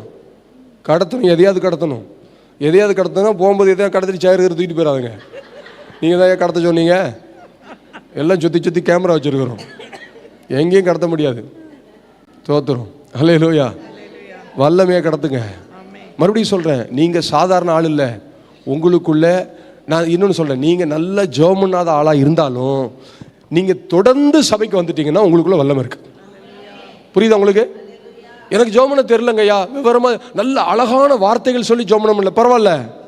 நீங்கள் தொடர்ந்து சபைக்கு வந்துட்டீங்களா, ஞாயிற்றுக்கிழமை தவறாமல் ஆலயத்துக்கு வந்துட்டீங்களா, கட்டாயம் சொல்கிறேன் உங்களுக்குள்ள வல்லமை இருக்குது. கொஞ்சம் பேர் தான் ஆமேன்னு சொல்லுங்க. அந்த பக்கம் ஒன்று மாதிரி சொல்ல மாட்டேங்களே. அந்த பக்கம் லைட்டு கொஞ்சம் நிறைய போடுங்க ஐயா, அடுத்த வரலாம். அவங்க லைட்டு கம்மியாக போட்டதுனால டல்லாக இருக்கிறாங்க. இல்லைன்னா ஒரு ஹாலஜன் லைட் அங்கேருந்து வச்சிட வேண்டியதான். கொஞ்சம் பிரைட்டாக இருங்க. ஆமேன். சத்தமாக சொல்லுங்க. அல்லேலூயா. உங்களுக்குள்ள என்ன இருக்குது? விசுவாசம் இருக்குது, வல்லமை இருக்குது, அக்கினி இருக்குது, அபிஷேகம் இருக்குது, பரிசுத்தம் இருக்குது, தெய்வீகம் இருக்குது, சுகமளிக்கிற கிருபை இருக்குது, எல்லாருக்குள்ளே இருக்குது. நீங்கள் சுகமளிக்கிற வல்லமைக்கு நான் போராட்டத்தெல்லாம் சொல்லி கொடுக்குறேன். நம்ம என்கிட்டயே வந்து ஜெபம் பண்ணிட்டு இருக்குதுன்னு நான் என்ன இயேசுநாதருக்கு ஏஜெண்டா? எல்லாரும் தான் இயேசுநாதருக்கு ஏஜென்ட்டு. எனக்கு தந்த மாதிரி எல்லா கிருபையும் இங்கே இருக்குது, அத்தனை பேருக்கு இருக்குது. ஒன்றும் இல்லை, உங்களில் யாரையா ஒருத்தரை முன்னாடி கூப்பிட்டு இப்பொழுது சகோதரர் வியாதிக்காக ஜெபம் பண்ணுவார்னா மொத்த பேரும் சுகமாயிடுவாங்க. இதுக்கு ஆமென் சொல்ல மாட்டீங்களே? ஏன்னா நம்பிக்கை இல்லை. இப்போ நம்ம மக்களுக்கு எதுக்கு சுகமளிக்கும் வரம் பெற்றவர் அப்படின்னு எதுக்கு பிராக்கெட்டில் போடுறாங்கன்னா வராளி செத்து போகாமல் போகிறதுக்கு தான். அப்படியே போட்டு போட்டு ஊசி பேத்திடுறது. ஏன்னா இப்படி போட்டால் தான் நம்புகிறான். முதல்ல ஒன்று தெரிஞ்சுங்க, ஊழியக்காரரை நம்ம ஏற்றுக்கொள்ளலன்னா அற்புதமே நடக்காது. நீங்கள் நான் ஜெபம் பண்ணும்போது என்ன மனுஷனடாவேன் அப்படின்னு நினச்சா ஒன்றுமே நடக்காது. சரியா? ஒரு அனுபவமே இல்லாத ஆளை பார்த்துட்டு, ஒரு விவரம் தெரியாத ஒரு பையனை பார்த்துட்டு என்ன வல்லமையான ஆளை மாதிரி இருக்காரு அப்படின்னு நினச்சா அற்புதம் நடந்துடும். நம்ம எப்படி ஏற்றுக்கொள்கிறோமோ அதன் அடிப்படையில் தேவன் கிரியை செய்கிறார். நீங்கள் எப்போதும் தெரிஞ்சுக்கோ, உங்கள் பக்கத்தில் இருக்கிற ஆளை பார்த்து நல்லா மூஞ்ச பாருங்கள். நான் சொல்கிறேன், மூஞ்ச பாருங்கள், அவங்களுக்குள்ள வல்லமை இருக்குது. நல்லா பாருங்கள், வல்லமை இருக்குது, அந்த கண்ணில் வல்லமை இருக்குது. பேதுரும் யோவானும் தேவாலயத்துக்குள்ளே போகும்போது இவன் நடக்க முடியாத எளிமை நடந்து எதை வச்சு நடந்தான்? பைபிள் கொடுத்தானா? நோட்டீஸ் கொடுத்தானா? பார்வை தான். எங்களை உற்றுப்பார். தைரியம் இருக்கா உங்களுக்கு சொல்லதுக்கு? பக்கத்தில் காலை பஸ்ஸில் போகும்போது சொல்லுங்க, நல்லா உற்றுப்பாருனுங்க. பஸ்ஸில் போகும்போது பக்கத்தில் காலை தட்டி என்ன சொல்லணும்? கண்டக்டர் சொல்லுங்க, நல்லா உற்றுப்பார். இறக்கி விட்டா இறக்கிட்டு போட்டோம், இறக்கி விட்டுருவாராம். நான் சொல்லிட்டேன், அடுத்தது சொல்லிட்டா, இறக்கி விட்டதுக்கு அடுத்தது சொல்லிட்டா ராத்திரி அவனுக்கு தூக்கம் வராது. ஆவியானவர் உள்ள செய்வார். உள்ள நீங்கள் ஆவியானவருடைய வழிநடத்தல உற்று பார்த்து அவன் இறக்கி விட்டான்னா ராத்திரி ஆவியானவர் அவனுக்குள்ள கிரியை செய்வார். டேய், அந்த அம்மாவை இறக்கி விட்டிய, இப்போ பஸ் எடுத்துகிட்டு போட கூப்பிடுறதுக்கு. இது விசுவாசிக்கணும். ஹல்லேலூயா. அப்போ நமக்குள்ள தேவனுடைய வல்லமை இருக்குது. நம்ம மூலமாக அடுத்த சந்ததிகளுக்கு அல்லது நமக்கு கீழே வளர்கிறவர்களுக்கு கடத்தப்பட்டால்தான் நாம் அபிஷேகம் பட்டதுக்கு அடையாளமே. அபிஷேகம் பட்டு அந்நிய பாஷை பேசிட்டா மட்டும் போதாது. சிலர்லாம் பயத்தில் தான் அந்நிய பாஷை பேசுது. அந்நிய பாஷை பேசுறது எதுக்கு? எதுனா ஆயிடக்கூடாது, கொஞ்சம் பேசிடுவோம். அப்படி இல்லை, அன்பில் பேசுங்க. ரைட், 3வது குறிப்புக்கு போவோம். உள்ளான மனுஷனில் மாற்றம், அதோடைய அடையாளத்தை நம்ம பார்த்துட்டு இருக்கிறோம். 2 ராஜாக்களின் புஸ்தகத்துக்கு வாங்க, 6வது அதிகாரம். ரொம்ப அழகான ஒரு சம்பவம் அங்கே இருக்குது. 2 ராஜாக்கள் 6ஆம் அதிகாரத்தில் அருமையான கர்த்தருடைய தீர்க்கதரிசி எலிசா, இவர் இருக்கிற நாட்கள் இந்த சீரியாவிலேருந்து ஒரு குஷ்டரோகி வந்தான். இந்த குஷ்டரோகி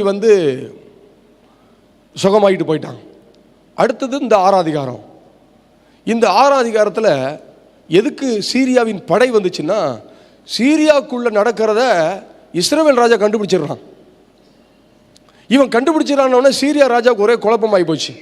எப்படிடா அங்கே நடக்கிற பிளான்ல அங்கே போய் ஒருத்தன் சொல்கிறான் அப்படின்னா, அதில் ஒருத்தன் இருந்தான் பாருங்க. எப்போதுமே நல்லா புரிஞ்சுக்கணும், நமக்கு எதிராக ஒரு கூட்டம் செயல்படுதுன்னா அந்த கூட்டத்துக்குள்ள நம்மால் ஒருத்தன் இருப்பான். நம்புறீங்களா? நான் சொல்றது உங்களுக்கு புரியுதா?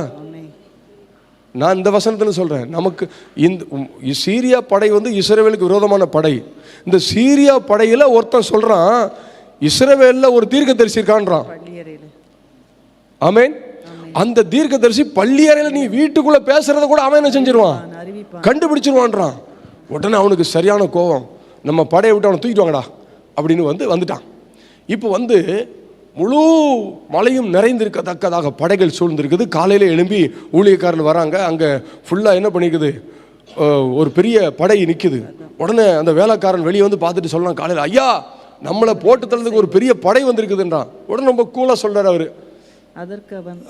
அவர்களோடு பயப்படாதே, அவர்களோடு இருப்பவர்களை பார்க்கலும் நம்மோடு இருக்கிறவர்கள் அதிகம் என்றான். பாருங்க, பெரிய படை வந்திருக்குது. அந்த படையை இவர் வெளியே வந்தே பார்க்கல. ஆனா உள்ள இருந்து என்ன சொல்றாரு, அவர்களோடு இருக்கிறவர்களை காட்டிலும் நம்மோடு இருக்கிற அதிகம். சரியா? இதெல்லாம் போட்டோம். நான் அதை சொல்ல வரல, இன்னும் கொஞ்சம் அதில் வித்தியாசமான காரியங்களை சொல்லி தர போறேன். அப்போ பாருங்க, உடனே வேலைக்காரனுடைய கண்ணை திறக்க சொல்றான். ஆண்டவரே இவன் கண்கள் திறந்தான். அவன் பார்க்கறான், வேலைக்காரனுடைய கண்ணு திறந்துச்சுது. இப்போ நல்லா கவனிங்க, இந்த எலியாவுக்குள்ள உள்ளான மனுஷன்ல ஒரு பவர் இருந்தது பாருங்க. இந்த உள்ளான மனுஷன்ல ஒரு எலியா வெளியில நல்லா கவனிங்க, எலியா வெளியே படையை பார்க்கல, கை நீட்டலை, தொடலை, எதுவுமே பண்ணல. உள்ள இருந்துட்டே வேலை பண்றாரு. இவன் சொல்றாரு, இவன் வேலைக்காரன் கண்ணு திறந்தார். நல்லா கவனிங்க, இந்த கண்ணு திறந்த விஷயத்தை கொஞ்சம் டீப்பா பேசிக்கிறேன். வேலைக்காரனுடைய கண்ணு திறந்து தான் வெளியே போனான். அவனுடைய மாம்ச கண்ணு திறந்துதான் இருந்தது. ஆனா என்ன கண்ணு திறந்துருக்கல? ஆவிக்குரிய கண்ணு திறக்கல. அப்பதான் சொல்றாரு, இவருடைய கண்களை திறந்துருமோன்னு ஆவிக்குரிய கண்ணு திறந்துச்சு. இங்க தன்னுடைய ஊழியக்காரன், உடன் ஊழியக்காரனுடைய ஆவிக்குரிய கண்களை திறக்கிறாரு. கொஞ்ச நேரத்தில் படைகளுடைய மாம்ச கண் அடைச்சிட்டாரு. நல்லா கவனிங்க, ஆவிக்குரிய ஒரு உள்ளான மனுஷன்ல மாற்றம் வந்த ஒரு மனிதர் ஆவிக்குரிய மண்டலத்திலையும் கிரியை செய்ய முடியும், சரீரத்திலையும் கிரியை செய்ய முடியும். சரீரத்திலையும் மாற்றம் உண்டாக்க முடியும், ஆவிக்குரிய மண்டலத்திலையும் மாற்றம் உண்டாக்க முடியும். நீங்க அங்க உட்கார்ந்துருக்கிற எல்லாரும் பெரிய பெரிய ஆராய்ச்சியாளர்கள், இயேசுவின் ஆராய்ச்சியாளர்கள், இயேசுவின் ஸ்தானாதிபதிகள். ஆமாவா? நீங்கள் நானும் இந்த உலகத்துல நம்ம சுத்தி இருக்கிற மக்களுக்குள்ள வெளி தோட்டத்திலையும் மாற்றத்தை உண்டாக்க முடியும், அவர்களுக்குள்ள இருக்கிற பிரச்சனையை மாற்ற முடியும். அவ்வளவு வல்லமை நமக்குள்ள இருக்குது. வெளியே இருக்கிற வியாதிகள், பிரச்சனைகள், போராட்டங்கள், அங்கங்களில் இருக்கிற குறைகள், இதெல்லாம் நீக்கி ஜெபம் பண்ண முடியும். அதே நேரத்தில் உள்ள இருக்கிற பாவத்தையும் எச்சரித்து கண்டிச்சு சுகமாக்கும்படி ஜெபம் பண்ண முடியும். இவர் தீர்க்கதரிசி தன்னுடைய உடன் வேலைக்காரனுடைய கண்ணை, ஆவிக்குரிய கண்ணை திறந்துட்டு படை தளபதியில் அவ்வளவு பேருக்கும் கண் மயக்கம் உண்டாக்கும்படி செய்தார். வசனம் 18 படிங்க. அவர்கள் அவனிடத்தில் வருகையில் எலிசா கர்த்தரை நோக்கி விண்ணப்பம் பண்ணி, இந்த ஜனங்களுக்கு கண் மயக்கம் உண்டாகும்படி செய்யும் என்றான். எவ்வளவு சூப்பர் பாருங்க. எலிசாவுடைய வார்த்தையின்படி அவர்களுக்கு கண் மயக்கம் உண்டாகும்படி செய்தார். ஹல்லேலூயா. இவர் சொன்னாரு, கர்த்தர் செஞ்சார். சரி, இவர்களுக்கு கண் இந்த சம்பவத்தை நீங்க படிச்சிருப்பீங்க. நான் கேட்குறேன், இந்த கண் மயக்கத்தினால என்ன லாபம்? இப்போ கண்ணை எலிசாவுடைய வேலைக்காரனுடைய கண்ணை திறந்தார், என்ன பிரயோஜனம்? அந்த வேலைக்காரன் தன் ஊழியத்தில் அதெல்லாம் செஞ்சிருவான். இந்த கண் மயக்கம் சும்மா விளையாட்டுக்கு. எதுக்கு? யோசுவா சூரியனையும் சந்திரனையும் நிப்பாட்டினார்ல, எதுக்கு? அந்த ஊரில் உள்ள எல்லாரும் ஐயா ரொம்ப வெயிலாக இருக்குது கொஞ்சம் ஆஃப் பண்ணி வைங்கன்னு சொன்னதெல்லாம் நிப்பாட்டினாரா? அதாவது அந்த சூரியன் சந்திரன் நின்னதுனால என்னதாவது பூமியில் மாற்றம் வந்துச்சா? இல்லை. கெத்து, ஏய் இதை கூட நிப்பாட்டுவேண்டா, இதை சொல்றாரு ஆண்டவர். அதை என்ன செய்கிறாரு? கேட்குறாரு, சம்மதிக்கிறாரு. என்ன நல்ல ஆண்டவர் பாருங்க, கை தட்டுக்கலாம் ஆண்டவருக்கு. நியாயத்துக்கு யோசுவாவுடைய விஷயத்தில் அவன் வந்து சூரியன் சந்திரனை கட்டளிட்ட போது, தம்பி யோசுவா ரொம்ப ஓவராக போகிறான் நீனு, இதெல்லாம் நம்ம சட்டத்தில் கிடையாது, பைபிளை ஒழுங்காக படித்து பார்த்துட்டு வா என்கிட்ட, நீ தோல் சுரெல்லாம் புரட்டி பாரு, அதெல்லாம் நான் இதை சொல்லலை, எங்கேயுமே இது மாதிரி சம்பவம் நடக்கலை, நீ என்னடா உன் இஷ்டத்துக்கு பேசுகிற? நம்ம கர்த்தர் நம்ம ஒன்று சொன்னால் சக்ஸஸ் பண்ணிடுவார். ஆமென். அவர் எதிர்பார்க்குறது நீ என்ன சொல்ல போகிற, நீ எதை பேச போற. நம்ம சொல்ல நீர் என்ன சொல்லுகிறீர், அவர் மண்டையில் தட்டிடுவான். நான் பல வருஷம் ஒன்னையை கேட்டுக்க, நீ என்னையை கேட்டுட்டு ஆண்டவர் சொல்ல, நீ என்ன பண்ண போற? ஆண்டவரே நான் இதை பண்ண போறேன். பண்றா. யாருடைய நாமத்தில்? இயேசுவின் நாமத்தில். எதுக்காக? தேவன் யாருன்னு காட்டுறதுக்காக. ஆமென். எலியாவுடைய ஊழியத்திலையும் பாருங்க, நான் கேட்குறேன், ஒரு அக்கினி வரணும், நெருப்பு வரணும், துண்டிச்சு பலியிடத்தில் வச்சிருக்கு சதைகளெல்லாம், நெருப்பு வரணுங்கிறதுக்கு என்ன மெத்தடு? கொஞ்சம் கதகதன்னு இருந்தால் நெருப்பு கப்புடு பத்தும். வில்லங்கமான வேலை. தண்ணி ஊற்றும் போது கத்தர் கூப்பிட்டு, டேய் நீ ஓவரா போற, இது மாதிரிலாம் நான் பண்ண முடியாது. பூமியில் உண்டான நாட்கள் இது வரைக்கும் ஒரு அனல் இருந்ததுன்னா அக்கினி பத்துங்குது லாஜிக்கு. நீ என்னடான்னா சம்பந்தம் இல்லாத வேலை பண்ற, இது உனக்கு தேவையில்ல அப்படின்னு எங்கேயாவது பேசினாரா? சொல்லுங்க. நம்ம ஆண்டவர் சூப்பருங்க, என்ஜாய் பண்ணுங்க நம்ம ஆண்டவர் பேர்ல. அவரை மாதிரி சூப்பர் யாரும் கிடையாது. கிறுக்குத்தனமா பண்ணாரு. உண்மையை சொல்ல போனா என்ன பண்ணாரு? அது வைராக்கியத்தில் பண்ணாரு. ஆனா வெளியிருந்து பார்க்க எப்படி தெரியாது? சொல்லுங்க, சொல்லுங்க. நீங்க பண்ற ஜெபம் வெளியிருந்து பார்க்க கிறுக்குத்தனமா தெரியும், ஆனா அதுல அக்கினி இருக்கு. நீங்க வைராக்கியத்தில் பண்ணுவீங்க, வெளியிருந்து பார்க்கறதுக்கு என்னடா ஜெபம் பண்ணிட்டு இதுக்கெல்லாம் ஜெபம் பண்ணுவான், கிறுக்குத்தனமா இருக்கும். ஆனா அதுல என்ன இருக்குது? தண்ணியை சும்மா கொண்டு ஊத்துறானா, குடங்குடமா ஊற்றி அவ்வளோ வாய்க்கால் பிடிச்சானா.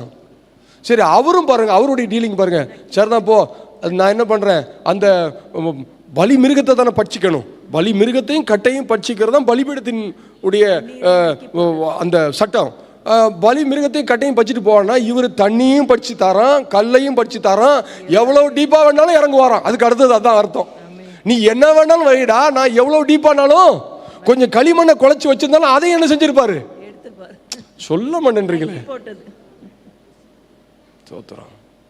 அவரு சொல்றாரு, இந்த பூமியில நீ என்ன வெளியே காட்டுறதுக்கு என்ன வேணாலும் எடுத்துக்கடா.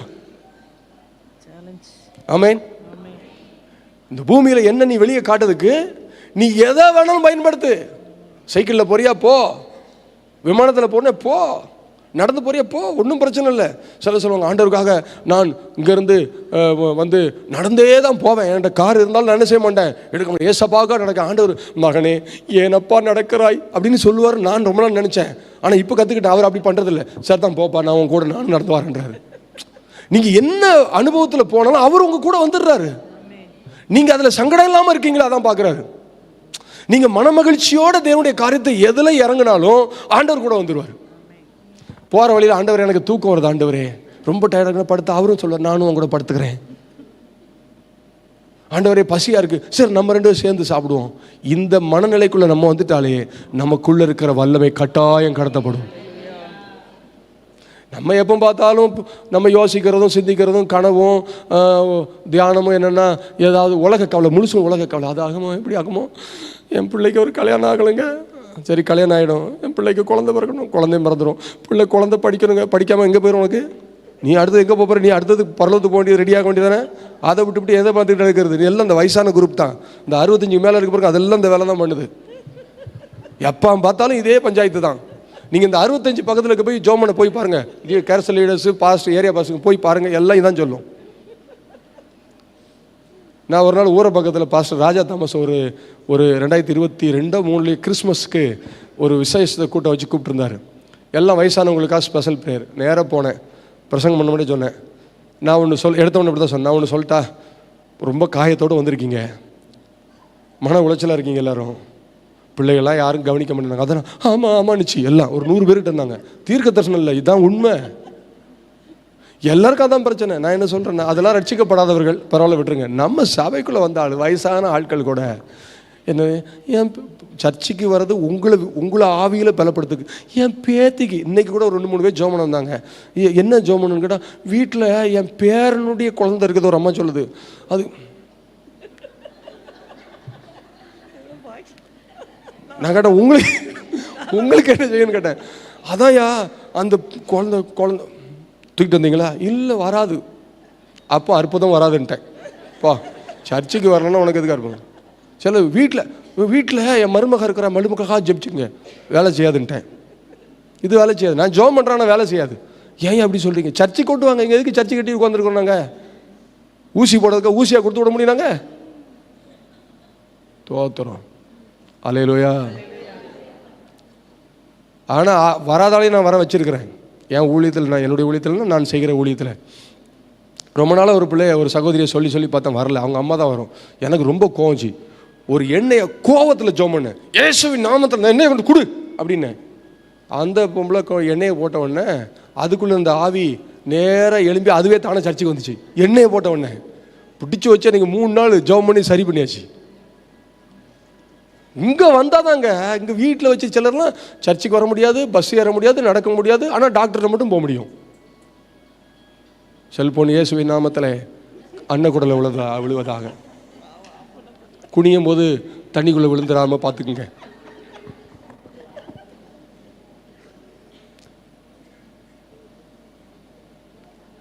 சர்ச்சுக்கு வர முடியாது, ஆனால் வல்லமை கடத்தப்படுவதற்கு தேவன் நம்மளை பயன்படுத்துகிறார். உள்ளான மனுஷன்ல மாற்றத்தை உண்டாக்க கர்த்தர் நம்மளை அழைச்சார். அதை மறந்துடாதங்க. வெளி தோட்டத்தில் சுகம்லாம் அதெல்லாம் வந்து பாருங்கன்னா, வெளி தோட்டத்தில் அந்த அற்புதம் இந்த சுகம் அதெல்லாம் கொடுத்துருவார். நீங்கள் உங்களோட பழகிற ஆட்கள்கிட்ட நீங்கள் பேசும்போது, வெளியில் பேசும்போது நடிக்க சொல்லித்தரேன். யார்ட்டையும் சொல்லாதங்க, கேமரா வேறு வச்சுருக்குது. நடிக்க சொல்லித்தரேன். வெளியில் ஆட்களை பார்க்கும்போது, ஐயோ உனக்கு எல்லாம் சுகமாயிடும் அப்படி சொல்லி கொண்டு வந்து, முதல்ல வா உனக்கு உள்ளான மனுஷனை சுகமாகணும் முதல்ல அப்படின்னு நினச்சிட்டு கொண்டு வாங்க சர்ச்சுக்கு. நம்ம முதல்ல மாறணும். எப்படியாவது இந்த அக்காவுக்கு மட்டும் தொண்டை சரியாயிட்டுனா சர்ச்சிலே கிடக்கும் அப்படின்னு சொல்லி கொண்டுருவோம். ஆனால் தொண்டை சரியாச்சு இந்த பக்கமே வராது. எதுக்கு வராதுக்கு போகிற காரணம் என்ன? வராமல் போன நம்ம மனசு இவங்களுக்கு எப்படியா இந்த வழி சரியாயிட்டா போதும், அதை பார்க்கக்கூடாது. நம்ம பார்வைனா உள்ளான மனுஷன், உள்ள இந்த மனுஷனுக்குள்ள ஒரு ஆத்மா இருக்குது, இவளுக்குள்ள ஒரு ஆத்மா இருக்கு. அந்த ஆத்மாவை எப்படியாவது மீட்கணும். அதுதான் தேவன் நமக்கு கொடுத்த அழைப்பு. இப்போ இந்த எலிசா அவர் வந்து கண்ணை மூடிட்டார், எழுத்தின்படியான கண்ணை மூடிட்டார். சரி, கண்ணை மூடிட்டு அப்படியே அனுப்பிச்சி விட்டாரா? அவர் சம வேலை பண்ணாருங்க. இதுதான் நான் சொன்னேன் யோசுவை பற்றி. இதெல்லாம் சும்மா ஒரு ஜாலிக்காக பண்ணுறது. அற்புதங்களை ஜாலிக்காக கூட பண்ணியிருக்காங்க அந்த நாட்களில். அவனை கண்ணை மூடிட்டு நேரம் எங்கே கூட்டு போயிட்டான்? ராஜாட்ட கூட்டு போயிட்டான். இஸ்ரவேல் ராஜாட்ட கூட்டு போயிட்டான். சரி, இந்த ராஜா என்ன சொல்ல பாருங்களேன், 21 வசனத்தை படிங்க. இஸ்ரவேலின் ராஜா அவர்களை கண்டபோது எலிசாவை பார்த்து, என் தகப்பனே, நான் அவர்களை வெட்டி போடலாமா என்று கேட்டான். நல்லா கவனிங்க. இந்த இஸ்ரவேலின் ராஜா அவன் பக்கத்து நாடு சீரியாவிலிருந்து வந்திருக்கிறான். பகையாளியை பார்க்குறான். பகையாளி ஒரு சண்டை போடாம, ஒரு பிரச்சனை பண்ணாம அழகாக வந்துட்டான் தன் கண்ட்ரோல்ல. வந்த உடனே போட்டு தள்ளிடலாமான்னு பார்க்குறான். எலிசாட்ட கேட்குறான், ஐயா போட்டுருவோமா அப்படின்றான். அவர் போட்டுற அதுக்கு தான் கண்ணை முன்ன சொன்னாரு. அவர் என்ன சொன்னார் பாருங்க, ரொம்ப அதற்கு அவன், நீர் வெட்ட வேண்டாம், நீர் உம்முடைய பட்டயத்தாலும் உம்முடைய வில்லினாலும் சிறையாக்கி கொண்டவர்களை வெட்டுகிறீரோ? இவர்கள் புசித்து குடித்து தங்கள் ஆண்டவனிடத்துக்கு போகும்படிக்கு அப்பமும் தண்ணீரும் அவர்களுக்கு எதிரில் வையும் என்றான். நல்லா கவனிங்க. அப்பொழுது ஒரு பெரிய விருந்து பண்ணி, அப்படிதான் இருக்கு இல்லையா? அப்பொழுது அவர்களுக்கு பெரிய விருந்து பண்ணி அவர்கள் புசித்து குடித்த பின்பு அவர்களை அனுப்பிவிட்டான். அவர்கள் தங்கள் ஆண்டவனிடத்திற்கு போய்விட்டார்கள். சீரியரின் தண்டுகள் இஸ்ரவேல் தேசத்திலே அப்புறம் வரவில்லை. கை தட்டுங்க பாப்போம். தோத்துறோம். ஏன் வரல? அது நல்லா கவனிங்க. இந்த தீர்க்கதரிசி எலிசாக்குள்ள உள்ள ஒரு மாற்றம் இருந்தது. அடுத்தவர்களை உள்ளான மாற்றத்தில் தொடர்றாரு. சீரியாவின் படையை வந்து மொத்தத்தையும் காலி பண்ணதுக்கு இஸ்ரேல் ராஜாட்ட கொண்டு வந்து விட்டார்னு நினச்சா அவர் சொல்கிறாரு, எப்பா அவனை விட்டாதப்பா, விருந்து பண்ணு. இந்த விருந்து பண்ணதுக்கு எதிராளிக்கு விருந்து பண்ணுற மனசு எப்படி வரும்?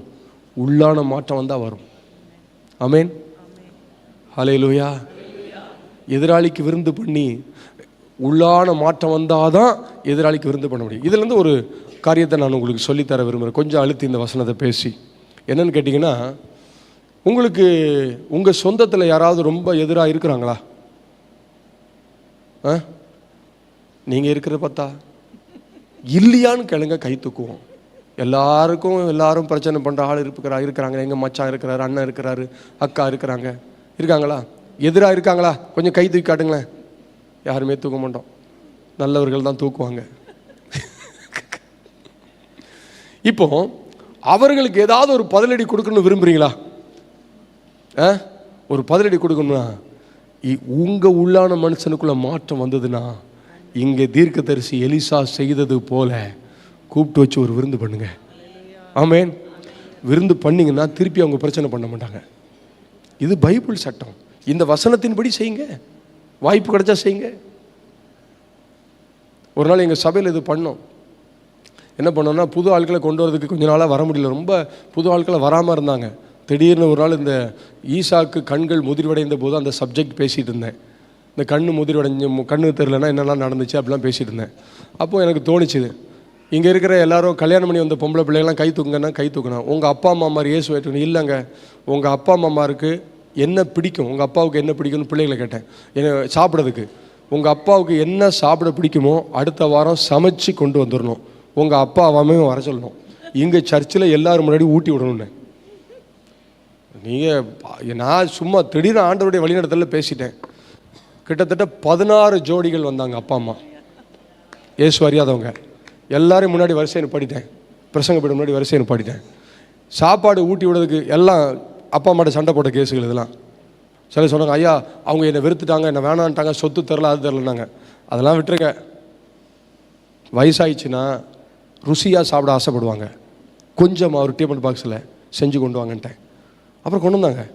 கொண்டு வந்து வரிசையை விட்டுட்டு அந்த அப்பா அம்மா பார்த்தா, ஐயா எங்கள் இயேசுநாதர் சொல்லிக்கிறாரு, தாய் தகப்பனை கனம் பண்ண சொல்லிக்கிறாரு, உங்கள் பிள்ளைகளுக்கெல்லாம் நாங்கள் இதை சொல்லி கொடுத்தோம், அதனால் அவங்களாம் உங்களை கூப்பிட்டு வர சொன்னாங்க, நான் தான் அவங்கள வர சொன்னேன், ஆரம்பிங்க அப்படின்னு. டிஃபன் பாக்ஸை எடுத்து திறந்து வாயில் ஊட்டி விட தாய் தகப்ப கண்ணில் கண்ணீர், பிள்ளைகள் கண்ணில் கண்ணீர், ஊட்டி விடுத்துட்டு கையை கழுவலை, கட்டி பிடிச்சி சர்ச்சில் ஒரே அழுக. அன்னைக்கு என்னன்னா, நாமக்குள்ளே இருந்து ஏதோ ஒன்று கடத்தப்படணும். அது கிறிஸ்துவனுடைய அன்பிலிருந்து வரணும். இந்த மாதிரி ஒரு கடத்தல் பண்ணுறதுக்கு தான் கடத்தல் மன்னர்களை நம்ம தேர்ந்தெடுத்திருக்கிறார். கடத்தல் மன்னர்கள். அல்லேலூயா சொல்லுங்க எல்லாரும். நம்ம யாரு? கடத்தல் மன்னர்கள். எதையும் கடத்துவோம். ஆட்களை கடத்துகிற ஆட்கள் இல்லை, பொருட்களை கடத்துகிற ஆட்கள் இல்லை, தேவ வல்லமையை கடத்துகிறவர்கள். இந்த வாரத்தில் ஒரு தீர்மானம் பண்ணுங்க. ஆண்டவரே, எனக்கு சரீரத்தில் 1000 வலி இருந்தாலும் நான் எதையாவது ஒன்று கடத்தணும். எனக்குள்ள வல்லமை இருக்கு, வலியும் இருக்குது, இருக்கா இல்லையா? என்னதான் வலி இருந்தாலும் ஜெபம் பண்ணும்போது தேவனுடைய வல்லமை இறங்குறோன்னு கை தட்டி அந்நிய பாஷை பேசுறீங்களே, அது வலியில இருந்து வருதா வல்லமையில இருந்து வருதா? அதை மட்டும் பயன்படுத்துங்க. ஆமென். இப்போ பெரிய விருந்து பண்றான். விருந்து பண்ணதுனால அவன் என்ன பண்ணலையா? சண்டைக்கு வரலையா அவனுங்க? என்ன ஒரு ஆச்சரியமா இருக்கு பாருங்களேன். அதாவது அப்போ சண்டை போடுறதுக்கு 2 மெத்தட் இருக்குது. ஒன்று பட்டயத்தை வச்சு அடித்து சண்டை போட்டு வராம வைக்கலாம். இன்னொன்று சாப்பாடு போட்டோம். சாப்பாடுன்னா அன்பை காட்டி. ஆமென். எத்தனை பேர் தீர்மானம் பண்ணுறீங்க இந்த வசனத்துக்கு? எங்களுக்கு நான் கவனிங்க, நான் சொல்ல ஆட்கள் மட்டும் கை தூக்கணும், எல்லாரும் கை தூக்கண்டா, தெளிவாக கேட்டு கை தூக்குங்க. ஐயா, நான் இந்த வசனத்தின் அடிப்படையில் நான் ஒரு விருந்து வைக்க போகிறேன். எங்கள் அண்ணனுக்கு, எங்கள் அக்காவுக்கு, எங்கள் தாத்தாவுக்கு, எங்கள் ஆயாவுக்கு, யாருக்கும் ஒருத்தருக்கு. ஆனால் அவங்க சொல்லுவாங்க, விஷம் வச்சு கொடுத்துட்டான்னு கேட்பாங்க. சகிச்சுக்கணும், கட்டாயம் கேட்பாங்க. நீ கொடுத்த நான் சாப்பிடல, விஷம் வச்சு கொண்டுறத நான் சொல்லுங்கள். ஏசுநாதர் கொடுக்க சொன்னார் சொல்லுங்கள், அப்புறம் வாயை திறக்க மாட்டாங்க. ஏசு கொடுக்க சொன்னார்னா விஷத்தை பற்றி பேச மாட்டாங்க. ஆமாவா இல்லையா? எத்தனை பேர் நான் ஒரு தடவை நான் ட்ரை பண்ணி பாருங்கள், பெரிய மாற்றம் வந்துடும். அதில் மாற்றம் என்ன வரும்னா, சிலருக்குலாம் 1 ஏக்கர் சொத்து தராமல் இருப்பாங்க, சொத்து வந்துடும். ஒரே ஒரு வேளை சாப்பாடு தான், சொத்தை பிடிச்சிடலாம், கோர்ட்டில் கேஸ் போட்டால் கூட கிடைக்காது. சரி, எத்தனை பேர் தீர்மானம் பண்ணி கை தூக்க, நான் விருந்து வைக்க போகிறேன்?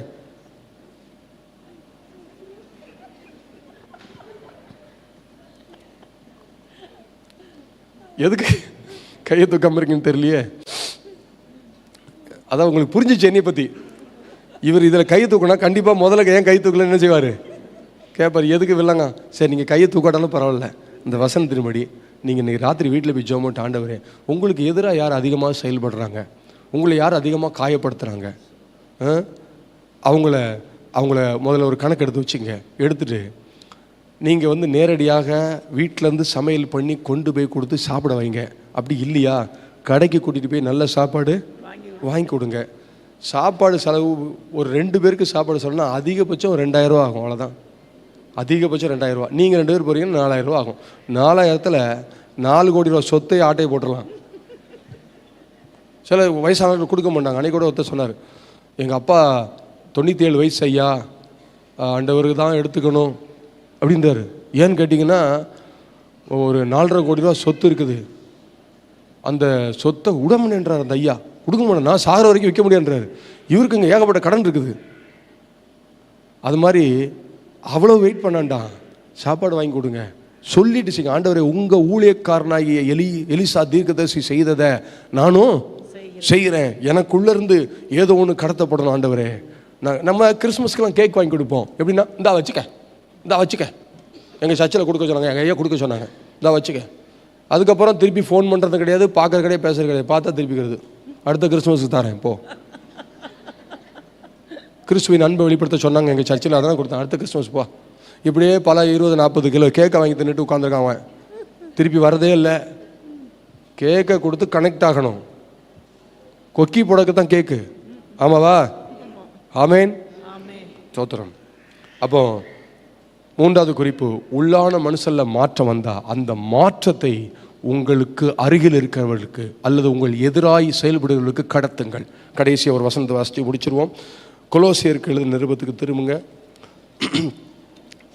அதில் 1வது அதிகாரத்தில்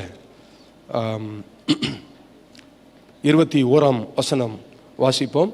முன்னே அந்நியராயும் துர்க்கிரியைகளினாலே மனதிலே சத்துருக்களாயும் இருந்த உங்களையும் பரிசுத்தராகவும் குற்றமற்றவர்களாகவும் கண்டிக்கப்படாதவர்களாகவும் தமக்கு முன் நிறுத்தும்படியாக அவருடைய மாம்ச சரீரத்தில் அடைந்த மரணத்தினாலே இப்பொழுது ஒப்புரவாக்கினார். அடுத்தது, நீங்கள் கேட்ட சுவிசேஷத்தினால் உண்டாகும் நம்பிக்கையை விட்டு அசையாமல் ஸ்திரமாகவும் உறுதியாகவும் விசுவாசத்திலே நிலைத்திருப்பீர்களானால் அப்படியாகும். இதுல மட்டும் ஒரு சின்ன விளக்கம் கொடுத்து அடுத்த வசனம் வாசிக்கிறேன்.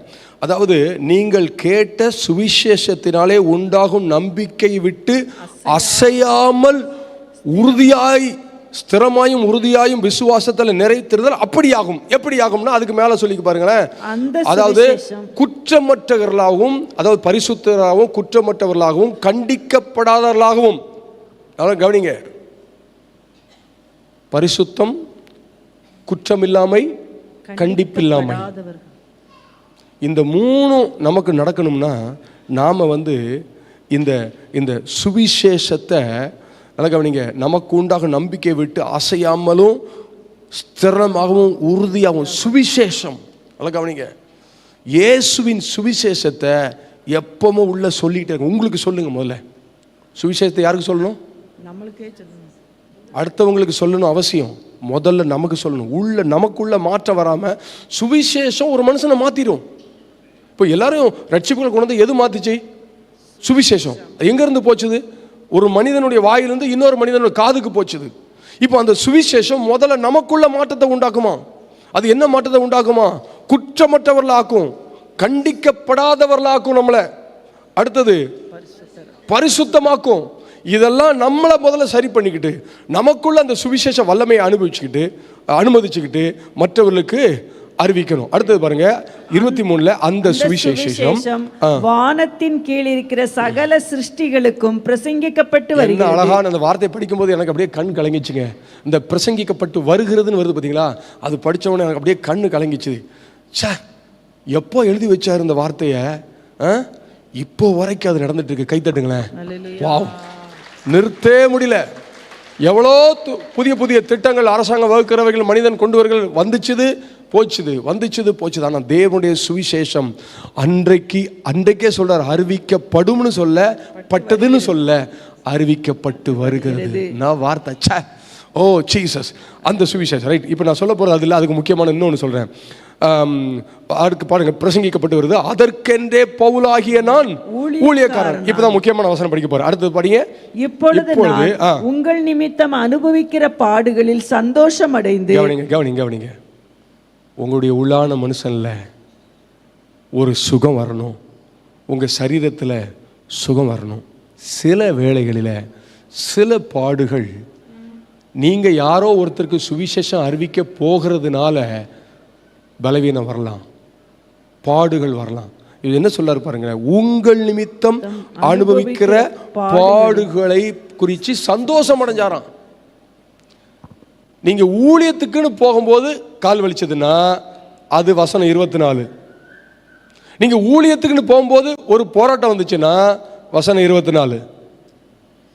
உடனே ஆண்டவரே, நம்ம நினைக்கும், ஆண்டவரே உம்முடைய ஊழியத்துக்கு தானே போகிறேன், ஜெபம் பண்ண தானே போகிறேன், எனக்கு எதுக்கு பாடு அப்படின்னு ஒரு அழுகிறது. அதனால தாங்க அது 24 வசனம். ஆமென். ஊழியத்துக்குன்னு போனா பாடுகள் கட்டாயம் வரும். அதை தான் சொல்றாரு. எப்படி அதை ஏற்றுக்கொள்ளுமா? சந்தோஷமடைந்து. என்ன அடைந்து? சந்தோஷம். அப்போ ஊழியத்துக்கு போகும்போது காலில் பலவீனம் வந்தா என்ன செய்யணும்? அடைஞ்சோமா, அங்கேருந்தே பேசிகிட்டே வந்துடுவோம். வரும்போது நமக்கு பிரச்சனை பெருசாக காரணம் நம்ம வாய் தான். நான் ஏன் தான் ஊழியத்துக்கு வந்தோனோ, நான் நேரத்தே வரக்கூடாதுன்னு நினச்சேன், எங்கள் வீட்டுக்காரர் நேரத்தே சொன்னார் போகாதுன்னு, கால் வலி வந்துச்சு. வீட்டிலேருந்து கிளம்பும்போது நல்லா தான் இருந்தேன், இப்போ மோசமாயிடுச்சு. இப்போ பாரு வேனில் ஏற முடியாது, இப்போ பாரு இறங்க முடியாது, வீட்டுக்கு நான் போக முடியாது, யாராவது பைக்கை பார்க்கணும் முதல்ல எல்லாம் பேசியாச்சு. இதெல்லாம் நடக்கும்னா யார் சொன்னா? நான் சிலர் சுவிசேஷம் அறிவிக்கும்போது சொல்லுவேன், என்கிட்ட கேட்பாங்க. போன வாரம் கூட ஒரு சகோதரி புதுசாக சபைக்கு வந்தவங்க கேட்டாங்க, ஐயா இந்த இயேசுவை நாங்கள் ஏற்றுக்கொண்டா எங்கள் சாமி கும்பிடக்கூடாதுன்னு சொல்லுவீங்க, இதில் எனக்கு தேவையா? நான் அதுக்கு பதில் கேட்டேன், இயேசு கிறிஸ்து ஸ்டைலில். இயேசு கிறிஸ்து ஒரு கேள்வி கேட்டால் அவர் திருப்பி ஒரு கேள்வி கேட்பார், பதில் சொல்ல மாட்டார். என்ன சொன்னேன் தெரியுமா? நான் இதெல்லாம் செய்யக்கூடாதுன்னு உங்கள்கிட்ட சொன்னேன்னா?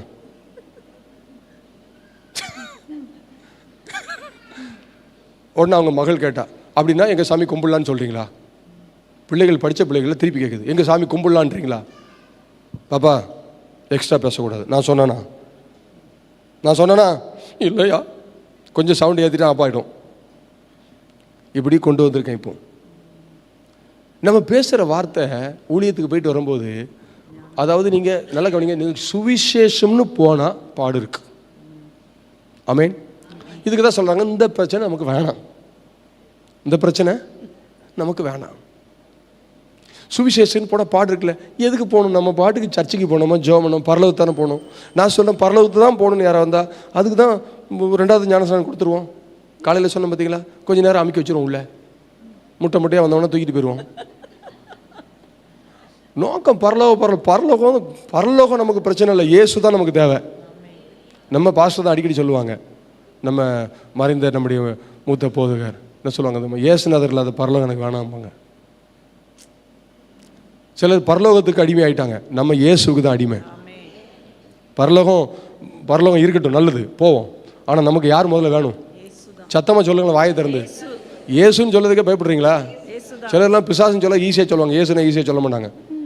பிசாசு அமைக்கிட்டான் அப்படின்னு சத்தமாக சொல்லுவாங்க. இயேசு நல்ல இயேசு அறிக்கை பண்ணுங்க, இயேசு. ஆமென் சொல்லுங்க.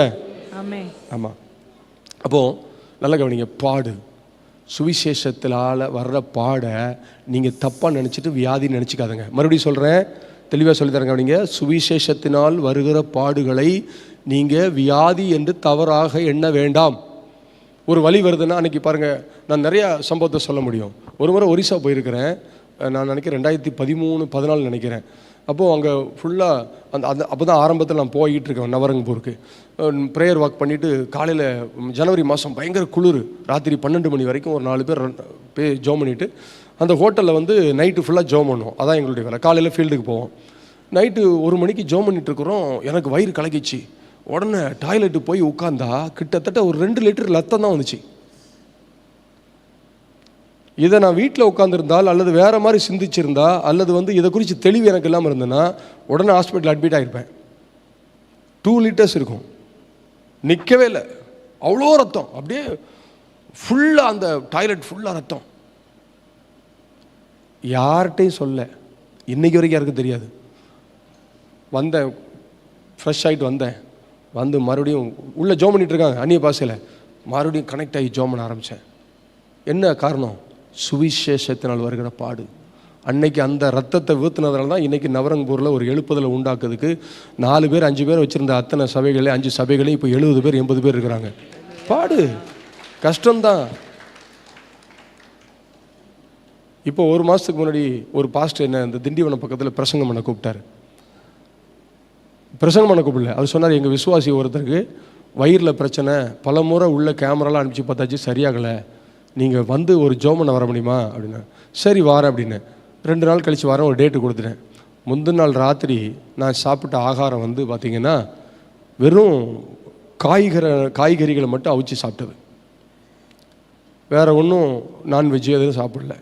ஆனால் ராத்திரி 1 மணிக்கு 8 மணிக்கு அங்கே வரேன்னு சொல்லியிருந்தேன். காலையில் 1 மணிக்கு மேலே திடீர்னு வயிறு வலி வந்து, வலி கொஞ்சம் நஞ்சம் இல்லை, உருண்டு புரண்டு காலையில் போக முடியாது, பல முறை வந்து டைரியா போயிடுச்சு.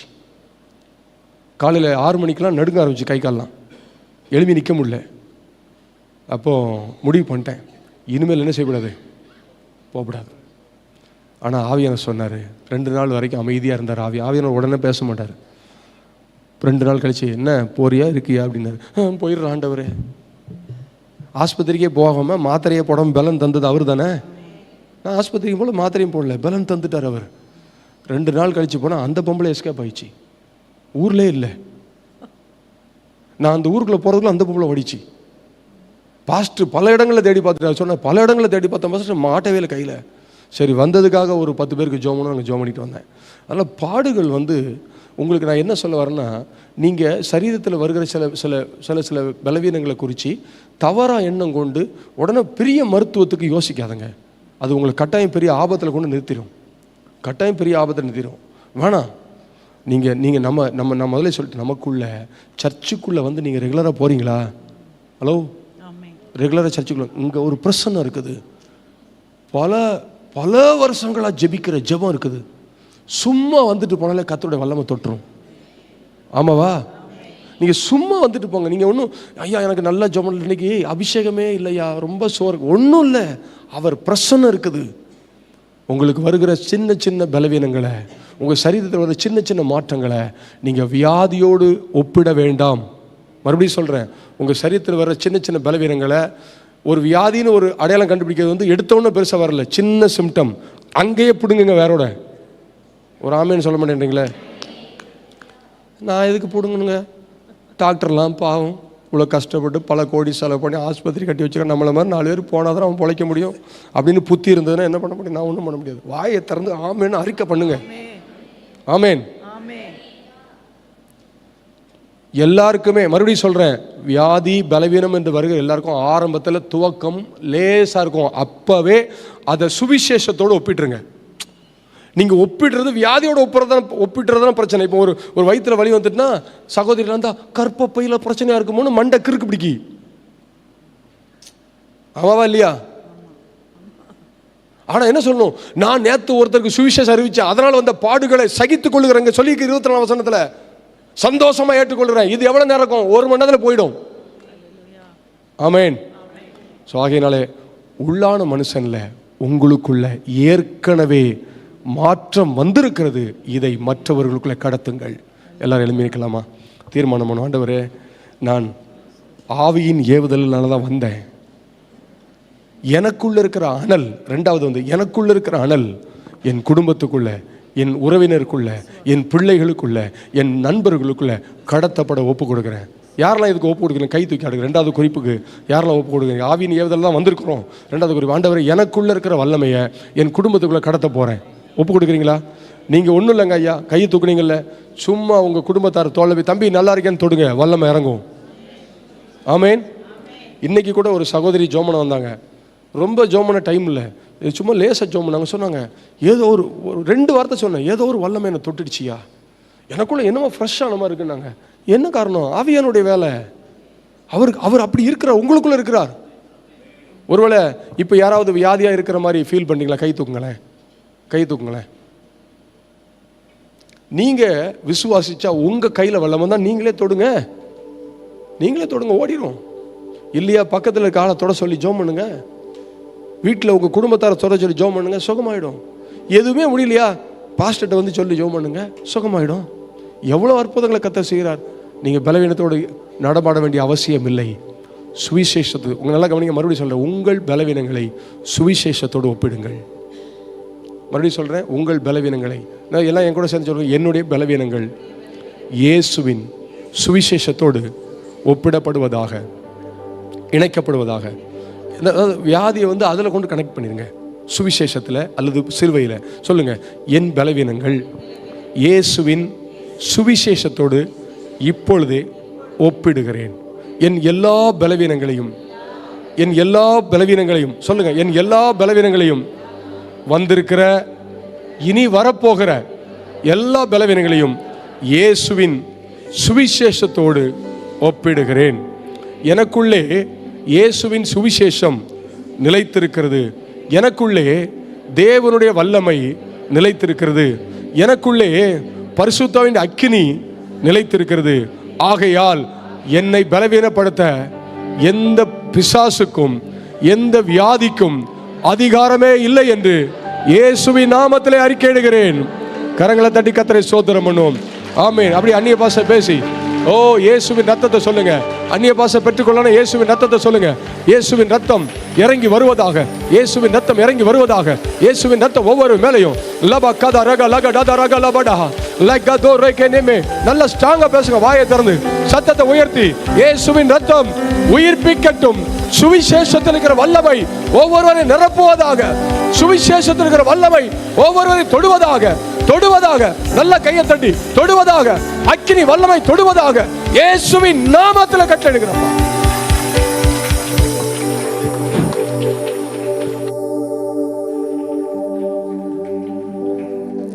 ஸ்தோத்திரம்.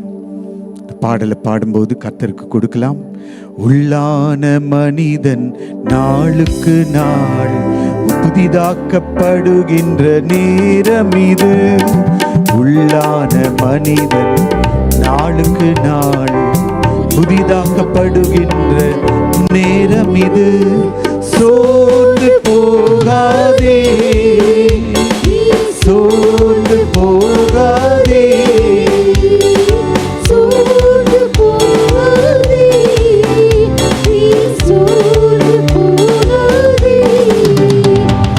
சீக்கிரத்தில் நீங்கிவிடும் இந்த லேசான உபத்திரவம். சீக்கிரத்தில் நீங்கிவிடும் இந்த லேசான உபத்திரவம். இல்லாத மனிதன் நாளுக்கு நாள் புதிதாக்கப்படுகின்ற நேரம் இது. உள்ளாத மனிதன் நாளுக்கு நாள் புதிதாக்கப்படுகின்ற நேரம் இது. சோர்ந்து போக மாட்டேன், சோர்ந்து போக மாட்டேன்.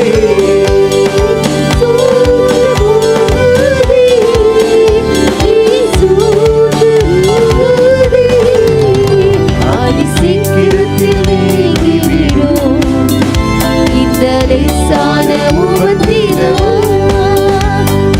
சீக்கிரத்தில் நீங்கிவிடும் இந்த லேசான உபத்திரவம். ஈடு இணையில்லா மகிமை இதனால் நமக்கு வந்திடுமே. ஈடு இணையில்லா மகிமை இதனால் நமக்கு வந்திடுமே. சோர்ந்து போக மாட்டேன், சோர்ந்து போக மாட்டேன், நான் சோர்ந்து போக மாட்டேன். சீக்கிரத்தில் நீங்கிவிடும் இந்த லேசான உபத்திரவம்.